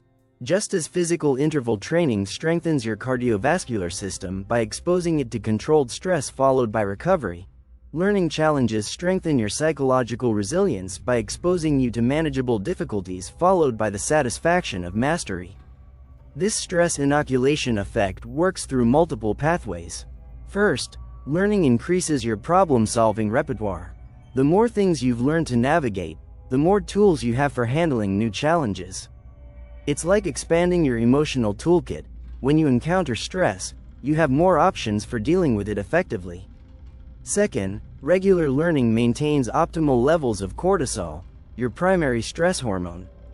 Moderate levels of cortisol actually enhance learning and memory, creating what researchers call the sweet spot of arousal, where you're alert and focused but not overwhelmed. People who engage in regular learning tend to maintain this optimal cortisol rhythm. But when learning stops, your stress response system becomes either hypersensitive or chronically elevated. Without regular practice dealing with manageable challenges, your brain begins to interpret even minor difficulties as major threats. The amygdala becomes hyperactive while the prefrontal cortex, responsible for rational thinking and emotional regulation, becomes less capable of keeping things in perspective. This creates a phenomenon researchers call stress sensitivity amplification. Tasks that should feel manageable become overwhelming. Problems that could be solved with a little thought trigger fight or flight responses. The world begins to feel more dangerous and unpredictable, not because it actually is, but because your capacity to handle uncertainty has atrophied. The social confidence cascade. How learning affects relationships. Human beings are inherently social learners. Throughout our evolutionary history, our ability to learn from others and share knowledge with our community has been crucial for survival. This deep connection between learning and social interaction means that when learning stops, social confidence often erodes as well. Learning provides natural conversation topics, shared experiences, and evidence of your continued growth and relevance. When you're actively learning, you bring fresh perspectives, interesting questions, and novel insights to social interactions. You feel like you have something valuable to contribute. But when learning stops, social interactions can begin to feel hollow and uncomfortable. You might find yourself with little to say beyond commenting on the weather or complaining about current events. Conversations with younger people become particularly challenging because they reference experiences, technologies, and cultural phenomena outside your knowledge base. This social confidence erosion creates a feedback loop similar to the anxiety spiral we discussed earlier. As social interactions become less rewarding, people tend to withdraw from them. But social isolation further reduces opportunities for incidental learning, the kind of casual knowledge acquisition that happens naturally through interaction with others. The result is what researchers call social cognitive decline, a narrowing of perspective that comes from reduced exposure to diverse viewpoints and new information. Your worldview becomes increasingly rigid, not necessarily because you've become more opinionated, but because you've stopped exposing yourself to information that might challenge or expand your existing beliefs. The purpose and meaning crisis. When growth stops, why continues? Perhaps the most profound way that stopping learning affects emotional health is through its impact on your sense of purpose and meaning. Learning provides a fundamental answer to one of life's most important questions: why am I here? When you're actively learning, you're engaged in the quintessentially human activity of growth and self-improvement. You have clear goals, measurable progress, and the satisfaction that comes from expanding your capabilities. Learning provides what psychologists call eudaimonic well-being, happiness that comes from fulfilling your potential rather than just experiencing pleasure. Viktor Frankl, a Holocaust survivor and psychiatrist, argued that humans can endure almost any suffering as long as they can find meaning in it. Learning provides meaning through multiple pathways. It connects you to something larger than yourself. It provides evidence of progress and growth, and it offers hope for continued development. When learning stops, these sources of meaning begin to dry up. Without clear goals or measurable progress, life can begin to feel stagnant and pointless. The future begins to look like an endless repetition of the present, with no possibility for growth or positive change. This meaning crisis is particularly acute in retirement, when people suddenly find themselves without the external structure and purpose that work provided. Those who have maintained learning habits throughout their lives tend to transition more smoothly, finding new sources of purpose in continued growth and development. Those who stopped learning earlier often struggle with depression, anxiety, and a profound sense that their best days are behind them. The Resilience Reserve, building emotional armor through learning. Just as learning builds cognitive reserve that protects against mental decline, it also builds what researchers call resilience reserve, a psychological buffer that protects against emotional disorders and enhances recovery from psychological setbacks. Every learning experience, particularly those that involve overcoming obstacles or recovering from failures, adds to your resilience reserve. You learn that setbacks are temporary, that abilities can be developed, and that challenges can be overcome with effort and persistence. These lessons become part of your core psychological operating system. Think of resilience reserve as emotional armor forged through experience. Each learning challenge you overcome adds another layer of protection against future psychological threats. When you face depression, anxiety, or major life stresses, this armor helps you maintain perspective and continue functioning effectively.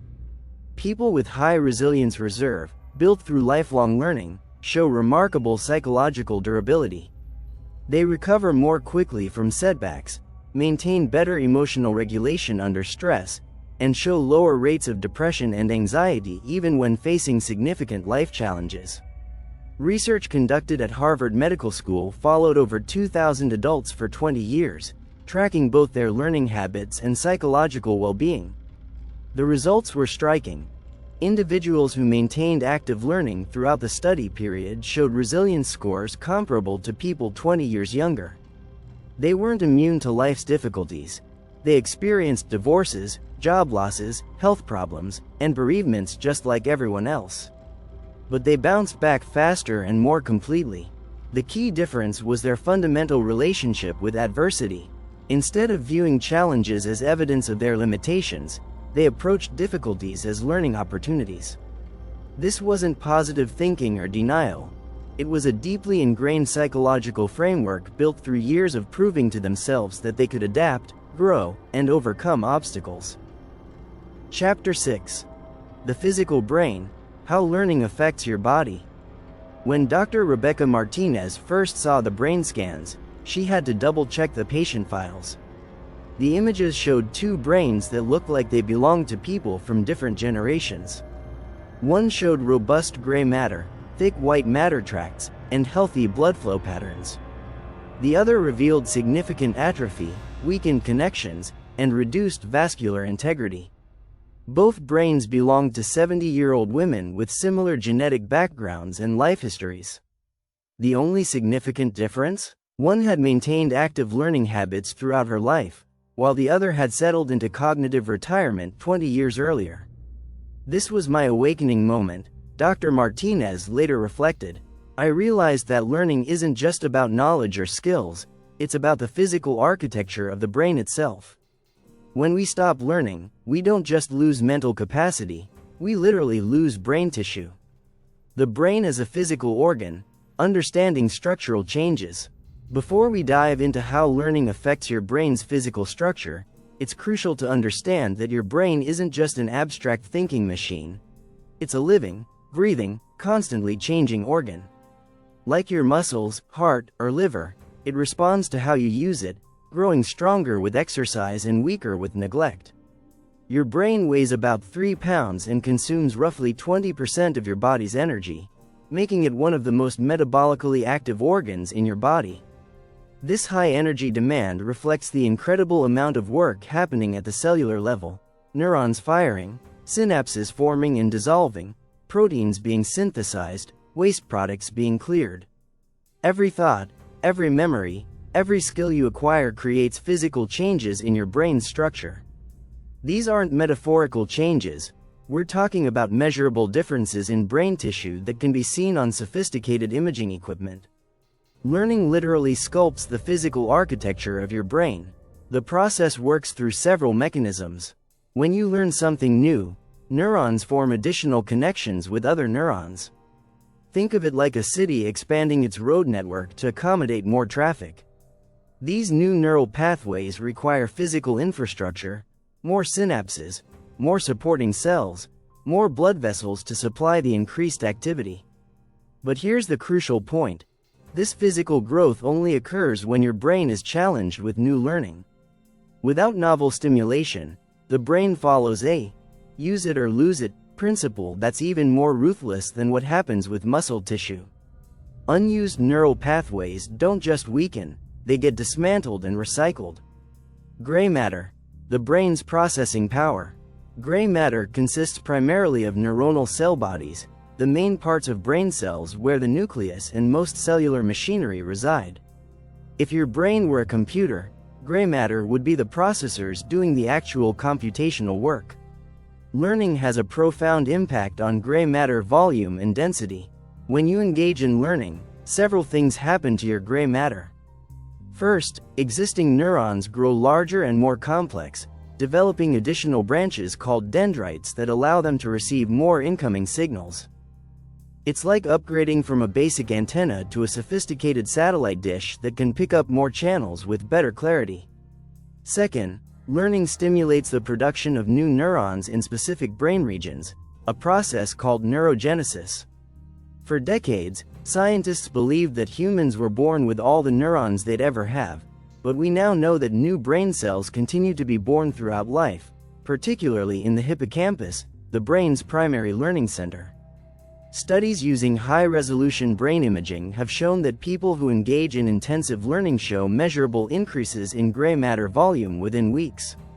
London taxi drivers, who must memorize the city's complex street layout, show enlarged hippocampi compared to bus drivers who follow fixed routes.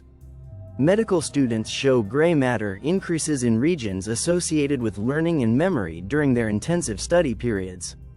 But when learning stops, gray matter begins to shrink through a process called atrophy.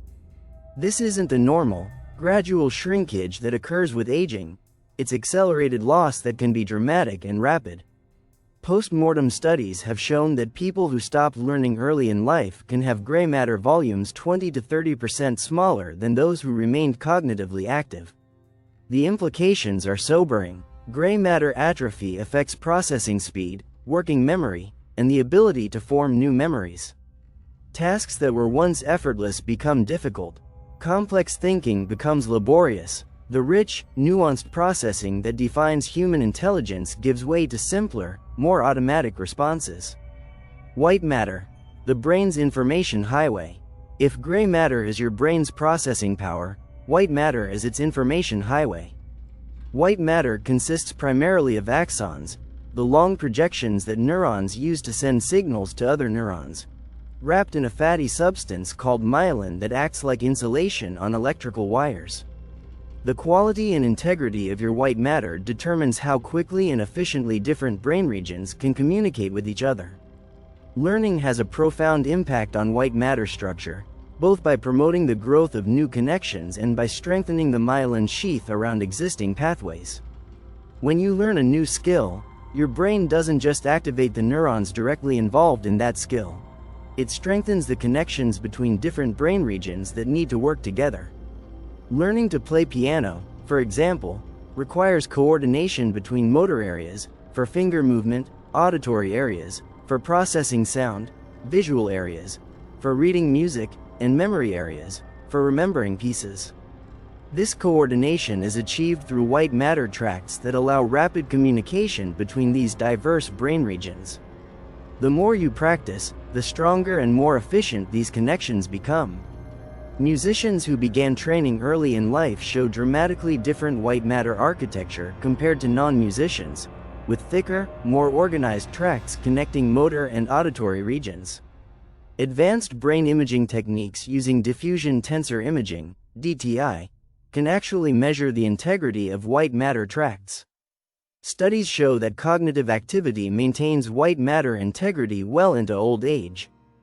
Older adults who remain mentally active show white matter patterns similar to people decades younger, while those who become cognitively sedentary show significant deterioration. The deterioration of white matter has profound functional consequences. When communication between brain regions becomes slow and inefficient, cognitive abilities that depend on coordination between multiple brain areas begin to suffer. Mental flexibility, processing speed, and complex reasoning are particularly vulnerable to white matter decline. The vascular revolution. How learning affects blood flow.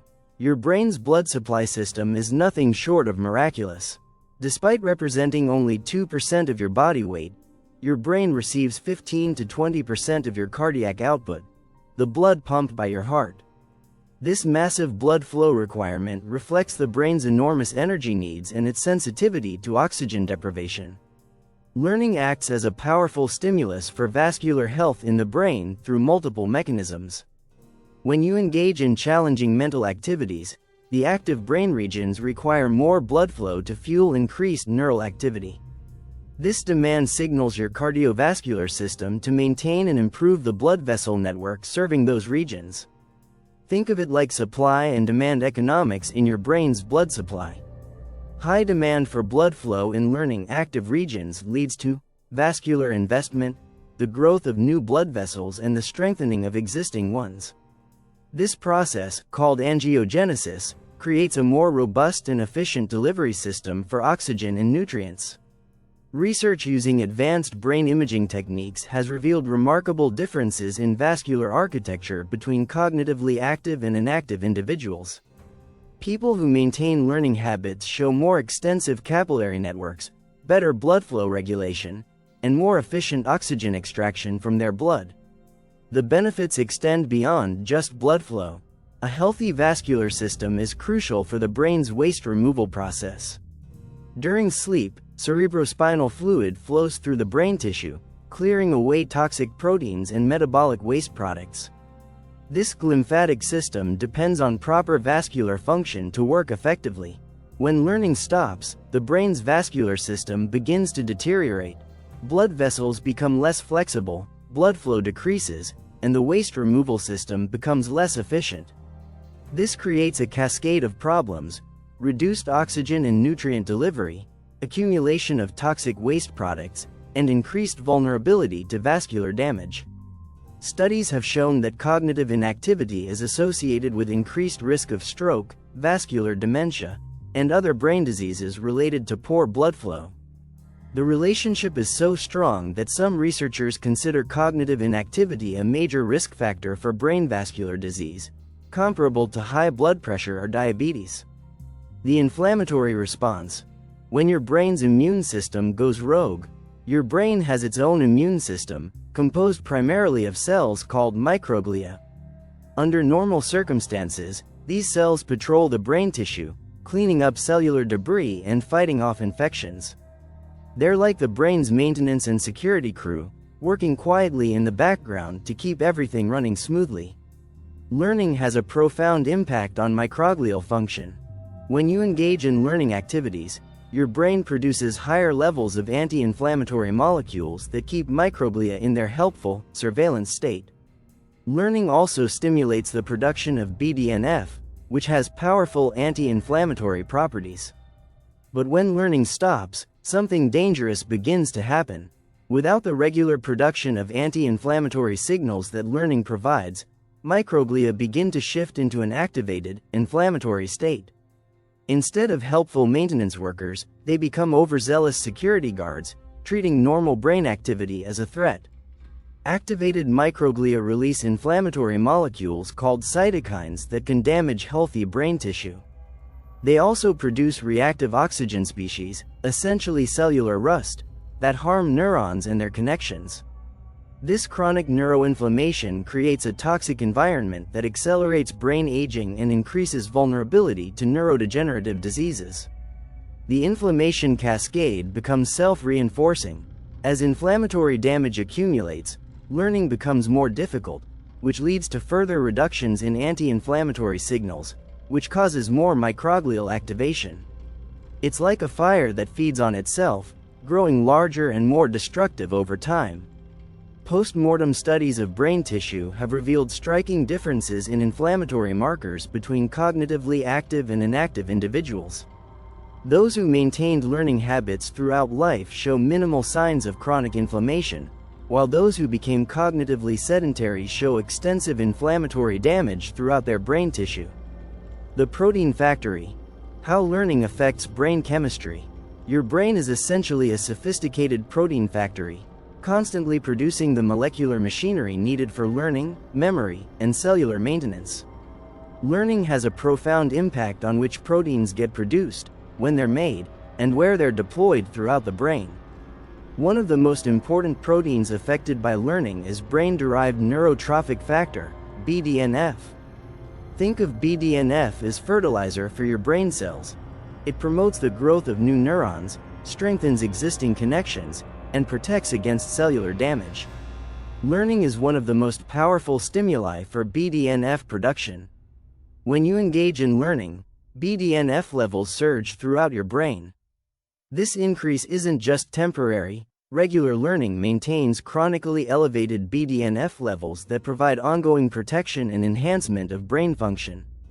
BDNF acts like a master switch, turning on genes involved in neural growth, synaptic plasticity, and cellular repair.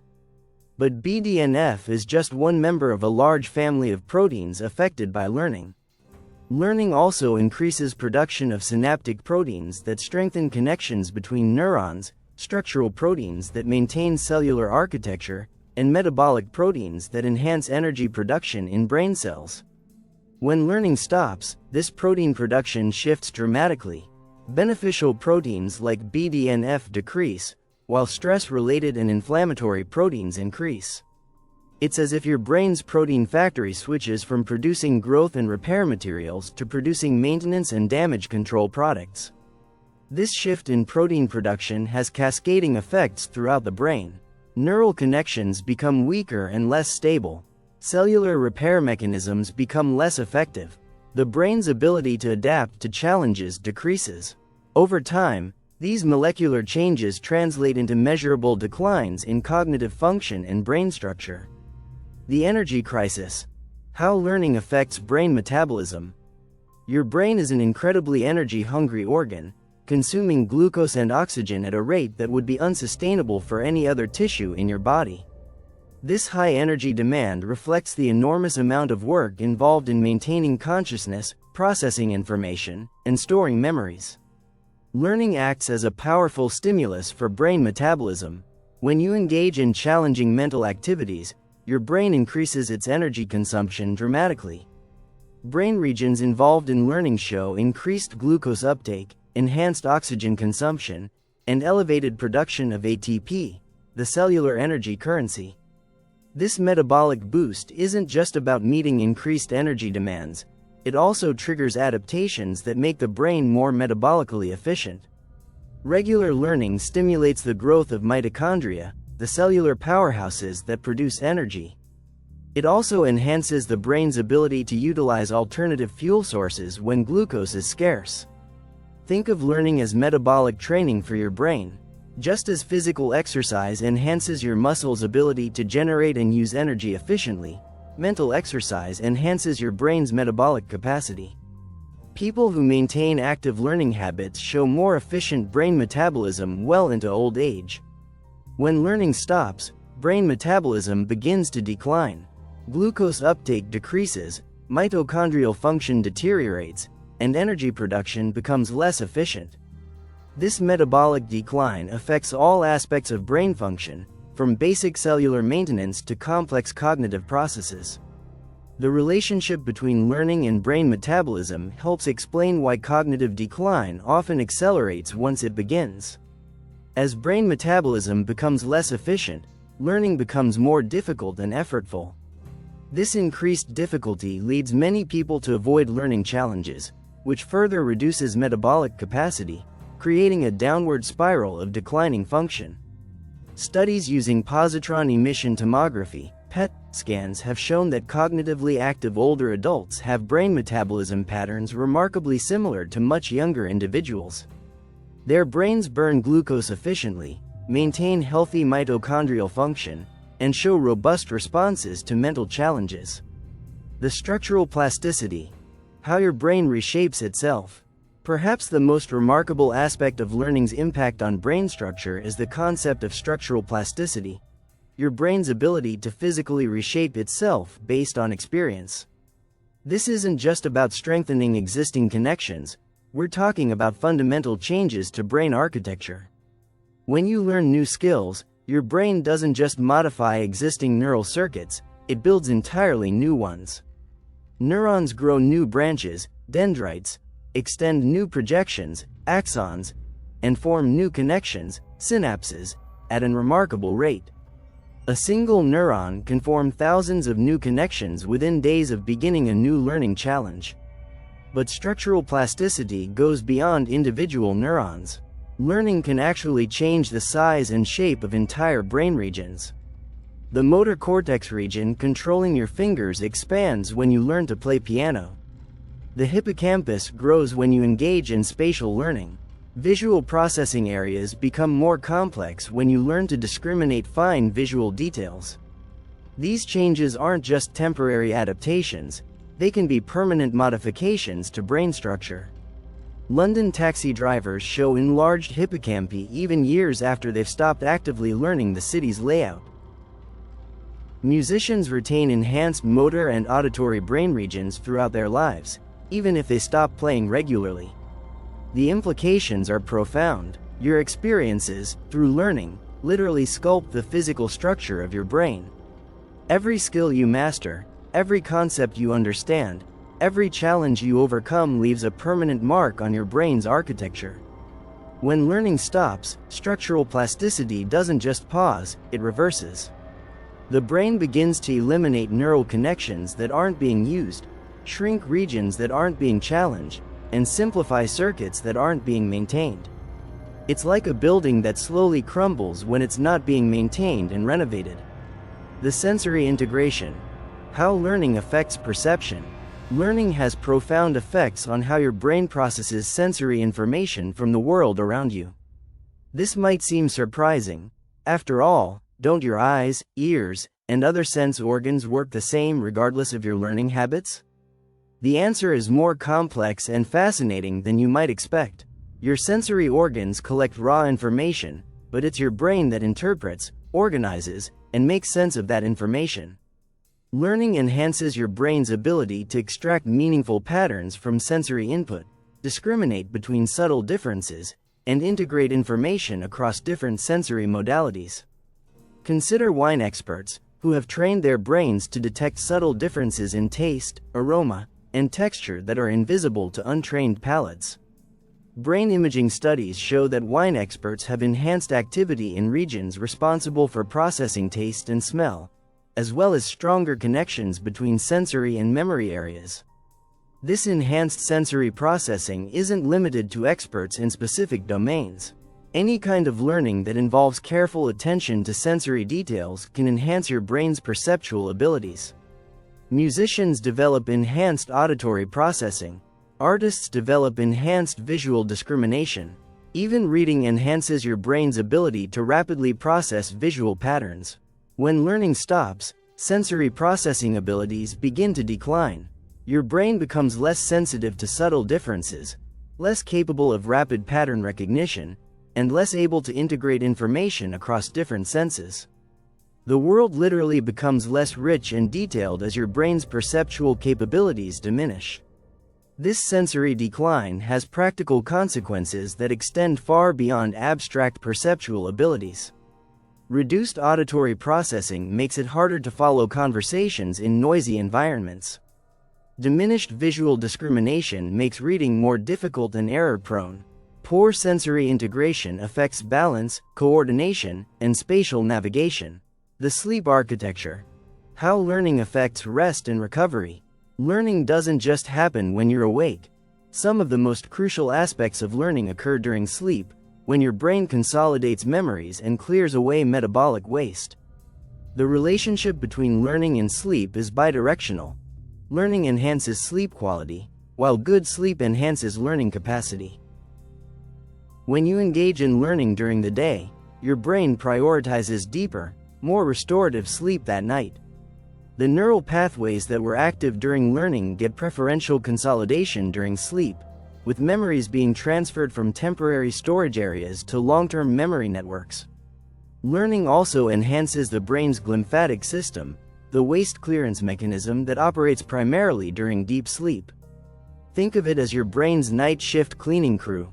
When you've been cognitively active during the day, this cleaning system works more efficiently, clearing away toxic proteins and metabolic waste more thoroughly.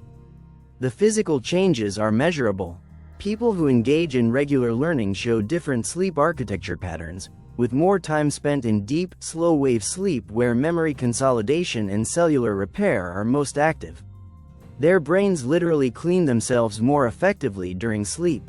When learning stops, sleep architecture changes in concerning ways. People spend less time in restorative deep sleep and more time in lighter sleep stages. The glymphatic system becomes less efficient, allowing toxic proteins to accumulate over time. Sleep becomes less refreshing and restorative. This creates another vicious cycle. Poor sleep makes learning more difficult, while lack of learning degrades sleep quality. The relationship is so strong that sleep researchers now consider cognitive activity one of the most important factors for maintaining healthy sleep throughout the aging process. Chapter 7. The Social Brain: How Learning Affects Your Relationships. We are not going to be able to operate our spaceship Earth successfully nor for much longer unless we see it as a whole spaceship and our fate is common. It has to be everybody or nobody.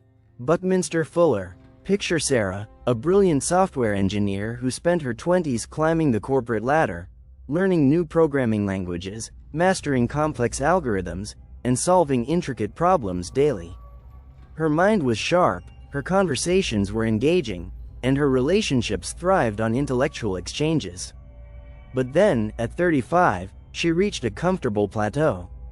She stopped learning new technologies, stopped challenging herself, and settled into a routine of familiar tasks. Within 2 years, something unexpected began to happen. Her friends started describing her as less interesting.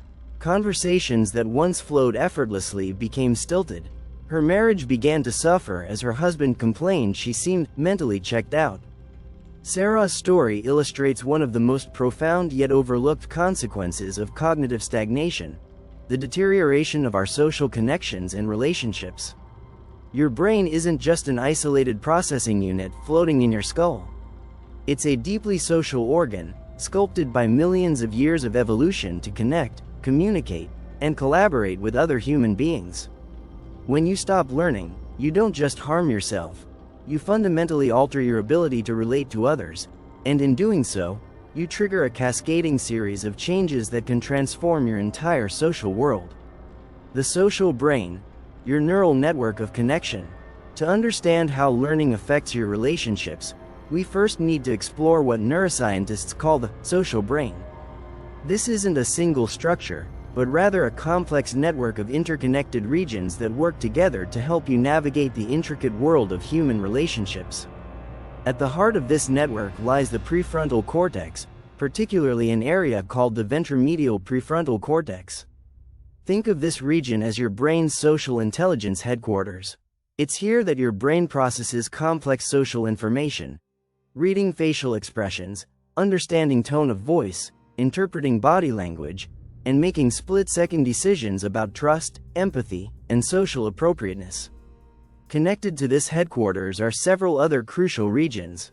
The anterior cingulate cortex acts like an emotional radar, helping you detect when something is socially off, that gut feeling you get when someone is upset but not saying so directly.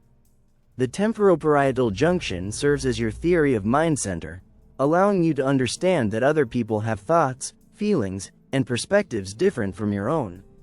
The superior temporal sulcus specializes in reading social cues from movement and gesture. But here's what makes this network truly remarkable. It's incredibly plastic, meaning it changes and adapts based on your experiences. Every social interaction, every new person you meet, every complex relationship you navigate strengthens and refines these neural pathways. It's like having a social muscle that grows stronger with use, but atrophies when neglected. Recent research has revealed something fascinating about this social network. Studies show that good social connections are associated with slower cognitive decline, but the relationship works both ways. Not only do strong social connections protect your brain, but an actively learning brain is better equipped to maintain and build those connections. The learning social connection. Why your brain needs both. Imagine your brain as a bustling city.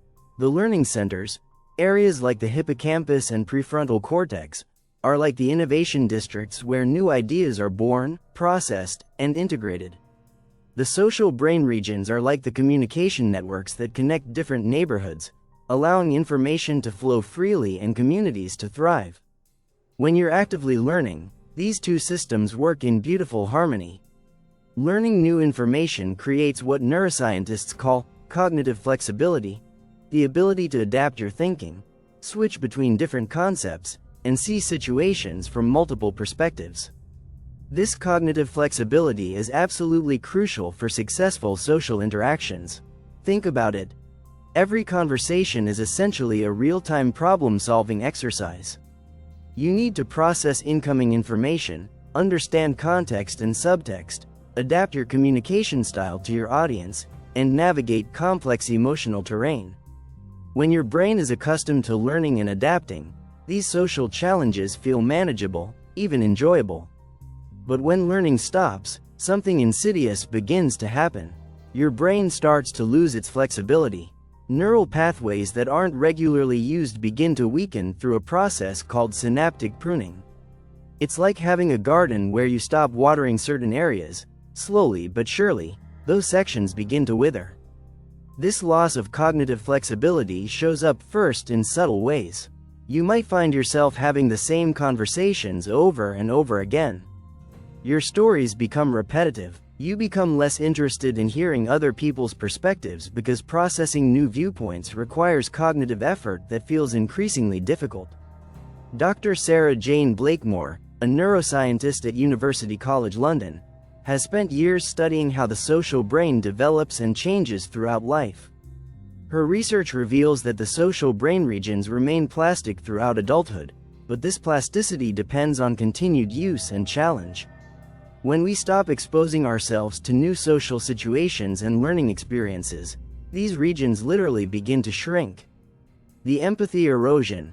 When connection becomes difficult, one of the most heartbreaking consequences of cognitive stagnation is what researchers call empathy erosion. Empathy, the ability to understand and share the feelings of others, isn't just a nice personality trait. It's a complex cognitive skill that requires multiple brain regions working in concert. When you observe someone experiencing an emotion, your brain doesn't just recognize what they're feeling intellectually. Mirror neurons in your brain actually fire in patterns similar to those in the observed person's brain, creating a kind of neural simulation of their emotional state. This simulation is then processed by your prefrontal cortex, which helps you understand the context and appropriate response. But here's the crucial part. This empathetic response requires cognitive resources. Your brain needs to be flexible enough to shift perspectives, sophisticated enough to process complex emotional information, and active enough to maintain the neural pathways involved in this process. When learning stops and cognitive flexibility decreases, empathy becomes more difficult. It's not that people become intentionally callous or uncaring. Rather, the cognitive machinery required for deep empathetic connection begins to rust from disuse. This shows up in relationships in painful ways. Partners complain that their loved one seems emotionally distant or doesn't really listen anymore. Children report that their parents just don't get it when trying to share their experiences. Friends drift apart as conversations become shallow and connection feels forced. The tragedy is that this empathy erosion often happens so gradually that people don't realize it's occurring. They might attribute relationship problems to external factors, stress, busy schedules, growing older. But underneath, their brain's capacity for deep connection is quietly diminishing. The conversation crisis. When words lose their power. Language is one of humanity's greatest achievements. It's what allows us to share complex ideas, build relationships, and create meaning together. But language isn't just about vocabulary and grammar, it's about cognitive complexity, creative expression, and the ability to adapt your communication to different contexts and audiences. When you stop learning, your language skills don't disappear overnight, but they do begin to calcify. Your vocabulary stops expanding, your ability to express complex ideas diminishes. Most importantly, your capacity for what linguists call pragmatic language, the ability to use language effectively in social contexts, starts to decline. Pragmatic language is what allows you to tell when someone is being sarcastic, to adjust your communication style for different audiences, to read between the lines of what someone is actually saying. It's the difference between having a conversation and simply exchanging information. Research in cognitive linguistics has shown that pragmatic language skills are closely tied to general cognitive flexibility and learning capacity. When your brain becomes less flexible, your language becomes more rigid, repetitive, and less engaging. This creates what researchers call a conversation crisis. People find themselves having the same discussions repeatedly, telling the same stories, making the same jokes. Their communication becomes predictable and, unfortunately, boring to others. This isn't because they lack interesting experiences, but because their brain's capacity to process and express these experiences in engaging ways has diminished. Sarah, our software engineer from the beginning of this chapter, experienced this firsthand. Her husband later described how their dinner conversations went from wide-ranging, intellectually stimulating discussions to predictable rehashing of daily events. It wasn't that she didn't care, he said. It was like she couldn't access the more interesting parts of herself anymore. The innovation isolation. How stagnation breeds loneliness. One of the most surprising findings in recent neuroscience research is the connection between creativity, learning, and social connection. Studies show that learning new skills promotes neuroplasticity and enhances creativity, while creative thinking strengthens neural networks that exhibit heightened flexibility. This connection has profound implications for relationships. When you stop learning and your creativity diminishes, you become less interesting to others, not because you're inherently boring, but because your brain's capacity to generate novel ideas and engaging conversation topics has atrophied. Think about the people you most enjoy spending time with. Chances are, they're people who regularly expose you to new ideas, different perspectives, and creative thinking. They challenge you intellectually, introduce you to new concepts, and help you see the world in different ways. These are typically people who are actively learning and growing. Conversely, when someone stops learning, they tend to become more predictable, more rigid in their thinking, and less capable of the kind of spontaneous, creative interaction that makes relationships exciting and fulfilling. This creates what researchers call innovation isolation. As your capacity for novel thinking diminishes, you become less attractive as a social partner. People unconsciously drift away from interactions that feel stagnant or repetitive. This isn't conscious rejection, it's simply that the human brain is naturally drawn toward novelty and challenge. The isolation that results can be devastating. As social connections weaken, the motivation to learn and grow often diminishes further, creating a vicious cycle of cognitive and social decline. The trust erosion. When social intelligence fails, trust is the foundation of all meaningful relationships, and building trust requires sophisticated social intelligence. Your brain needs to rapidly process complex social information, reading microexpressions, interpreting tone of voice, understanding context and history, and making nuanced judgments about other people's intentions and reliability. This social intelligence depends heavily on the same cognitive systems involved in learning and adaptation. When these systems become less flexible, your ability to navigate the complex social calculations required for trust building diminishes. Research shows that poor social relationships are associated with cognitive decline, but the relationship is bidirectional. As cognitive flexibility decreases, people become less skilled at the subtle social negotiations required to build and maintain trust. This shows up in several ways. People might become more paranoid or suspicious because their brain's ability to accurately read social situations has diminished. They might make social errors, misreading situations, responding inappropriately, or failing to pick up on important social cues. These errors, while often minor individually, can accumulate over time and damage relationships. Alternatively, some people become overly trusting because their brain's threat detection systems have become less sophisticated. They might fail to notice red flags or warning signs that would have been obvious when their social intelligence was sharper. Both patterns, excessive suspicion and naive overtrust, can seriously damage relationships and social connections. The mentorship deficit, when wisdom stops flowing. Throughout human history, one of the most important social roles has been that of mentor or teacher. Older, more experienced individuals pass on knowledge, wisdom, and skills to younger generations.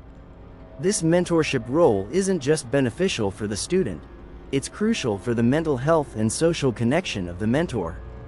When people stop learning, they often become less effective mentors. This isn't because their accumulated knowledge disappears, but because their ability to adapt their teaching to different learning styles, incorporate new information, and maintain cognitive flexibility diminishes. Effective mentorship requires several cognitive skills: the ability to see situations from another person's perspective, flexibility in communication styles, creativity in problem-solving approaches, and the capacity to continue learning alongside your student. All of these skills depend on the same neural networks involved in lifelong learning. When these networks become less active, people often lose their effectiveness as mentors, teachers, and wisdom sharers. This loss of social role can be devastating for self-esteem and sense of purpose, while also depriving younger generations of valuable guidance and knowledge. Research in developmental psychology has shown that meaningful mentorship relationships benefit both parties. The mentor experiences increased sense of purpose, improved cognitive function, and stronger social connections. But these benefits depend on the mentor's continued cognitive flexibility and learning capacity. The cultural disconnect, when generations drift apart. In rapidly changing societies like ours, the ability to understand and adapt to cultural changes is crucial for maintaining intergenerational relationships. Language evolves, technology advances, social norms shift, and cultural references change. Staying connected across generations requires continuous learning and adaptation. When learning stops, people often become increasingly disconnected from cultural changes around them.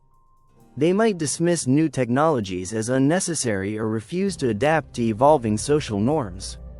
While some degree of cultural stability is valuable, excessive resistance to change can create significant barriers to intergenerational connection. This cultural disconnect becomes particularly problematic in family relationships. Parents who stop learning may find it increasingly difficult to relate to their children's experiences.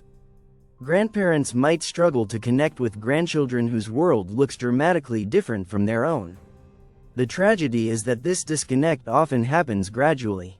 Small misunderstandings accumulate, communication becomes more difficult, shared experiences become rarer. Over time, what were once close relationships can become strained and distant. Research in family psychology has shown that families with the strongest intergenerational bonds are those where older members remain curious, adaptable, and interested in learning about younger generations' experiences. The key isn't agreeing with everything, but maintaining the cognitive flexibility to understand different perspectives and adapt communication accordingly. The social recovery. How learning rebuilds connections. The good news is that the social brain, like the learning brain, retains remarkable plasticity throughout life. Studies demonstrate that good social connections are associated with slower cognitive decline, and the relationship works both ways. Improving cognitive function through learning can significantly enhance social connections. When people re-engage with learning, several wonderful things happen to their social lives. First, cognitive flexibility returns. Conversations become more engaging as people regain their ability to process new information, consider different perspectives, and express complex ideas. Second, empathy rebounds. As cognitive resources become available again, people find it easier to understand and connect with others' emotional experiences. Relationships that had become strained often begin to heal as emotional connection is restored. Third, creativity returns to social interactions. People become more interesting companions as their brains regain the capacity for novel thinking, creative problem-solving, and engaging storytelling. Finally, social confidence often improves. As cognitive abilities strengthen, people feel more capable of navigating complex social situations, which makes them more likely to seek out and enjoy social connections. The key is understanding that social skills, like any other cognitive abilities, require practice and challenge to maintain their strength. Just as physical muscles atrophy without exercise, social neural networks weaken without regular use and challenge. The network effect. How individual learning benefits everyone. Perhaps the most remarkable thing about the relationship between learning and social connection is its network effect. When one person in a social group commits to lifelong learning, it often inspires others to do the same. This creates what researchers call positive cognitive contagion. Learning individuals tend to ask more interesting questions, introduce new topics of conversation, and challenge others to think in different ways. They serve as intellectual catalysts for their social networks, elevating the cognitive engagement of everyone around them. Conversely, when multiple people in a social network stop learning simultaneously, the effect can be devastating. Conversations become repetitive, innovation decreases, and the entire network can slip into cognitive stagnation. This network effect explains why some families, friend groups, and communities seem to thrive intellectually across generations, while others become trapped in patterns of cognitive decline. The difference often comes down to whether key individuals in the network maintain their commitment to lifelong learning. Understanding this network effect has profound implications for how we think about individual responsibility and collective well-being. Your decision to continue learning doesn't just benefit you, it benefits everyone in your social orbit. Similarly, your decision to stop learning doesn't just harm you, it potentially diminishes the cognitive vitality of your entire social network. The choice point: isolation or connection. As we conclude this exploration of how learning affects relationships, it's important to recognize that you're constantly at a choice point. Every day, you decide whether to engage with new information, challenge your existing beliefs, and expand your understanding of the world. These decisions, which might seem purely personal, actually have profound implications for every relationship in your life. The path of cognitive stagnation leads inevitably toward social isolation. Not necessarily physical isolation, you might still be surrounded by people, but the deeper isolation that comes from losing the capacity for meaningful connection, empathetic understanding, and engaging interaction. The path of continued learning, on the other hand, leads toward richer, deeper, more fulfilling relationships. It maintains your capacity for empathy, keeps your conversations interesting, preserves your ability to adapt to changing social environments, and allows you to continue growing alongside the people you care about. Sarah, our software engineer, eventually recognized what was happening to her relationships and made a conscious decision to start learning again. She enrolled in a philosophy course, began reading fiction again, and started learning Spanish. Within months, her husband noticed a dramatic change. Their conversations became engaging again. Her friendships deepened. Her capacity for empathy and understanding returned. The social brain never stops being plastic, never loses its capacity for growth and change. But it requires feeding, the constant nourishment of new experiences, challenging ideas, and novel perspectives. When you provide that nourishment through continued learning, your relationships don't just survive, they flourish. The choice is yours. Will you feed your social brain through lifelong learning, maintaining and deepening your connections with others? Or will you allow it to atrophy, gradually losing the capacity for the meaningful relationships that make life worth living? Remember, your brain is not just your own. It's part of a vast, interconnected network of human consciousness and connection. What you do with it matters, not just for you, but for everyone whose life you touch. Choose to keep learning, and you choose to keep connecting. The alternative is a form of social death that diminishes not just your own life, but the lives of everyone around you. And so we reach the end of part 1 of our journey into the hidden world of your learning brain. We've traveled through the intricate architecture of your mind, witnessed the silent beginning of cognitive decline, and watched how that decline spreads like ripples through every corner of your mental landscape. We've seen how your brain ages faster when learning stops, how your emotions darken, how your body weakens, and how your relationships suffer. All because of one simple truth. Your brain was designed to learn, and when it stops, everything begins to crumble. But here's what we haven't talked about yet, and this is crucial. We've explored the problem, the devastating cascade that occurs when learning stops. But we haven't yet discovered the most shocking part of this story. We haven't talked about what happens to your memory palace when the learning stops flowing. We haven't explored the creativity catastrophe that's silently unfolding in millions of minds right now. And most importantly, we haven't revealed the neurochemical imbalance that's rewiring your brain for failure instead of success. In part 2, we'll dive deep into the final pieces of this puzzle. You'll discover exactly how your memory systems shut down, how your creative potential gets locked away, and how your brain chemistry shifts to keep you trapped in this cycle of decline. But more importantly, and this is why part 2 is absolutely essential, we'll reveal the recovery blueprint. The exact neuroscience-based methods that can reverse this damage, the learning prescription that can rebuild your cognitive strength, and the lifelong learning revolution that will ensure your brain never stops growing. Because here's the truth that the neuroscience community doesn't want to admit. Everything we've discussed in part 1 can be reversed. Every pathway that's been damaged can be rebuilt. Every connection that's been lost can be restored. Your brain has been sabotaging your potential, but it doesn't have to stay that way. Part 2 of What Happens When You Stop Learning is where we stop diagnosing the problem and start solving it. Where we stop watching your brain decline and start rebuilding it into something more powerful than it's ever been. If this first part has opened your eyes to what's happening inside your mind, then part 2 will show you how to take control of it. Don't let your brain continue this silent sabotage. The solution is closer than you think, and it's waiting for you in part 2. Until then, remember, every moment you're not learning, your brain is choosing decline over growth. The question is, what are you going to do about it? This has been part 1 of What Happens When You Stop Learning, the hidden brain science that's destroying your mind. If this audiobook has given you new insights into your mind, please like this video, subscribe to the book Psych for more neuroscience and psychology content that can transform your life, and click the notification bell so you don't miss part 2. Your brain's recovery journey starts now.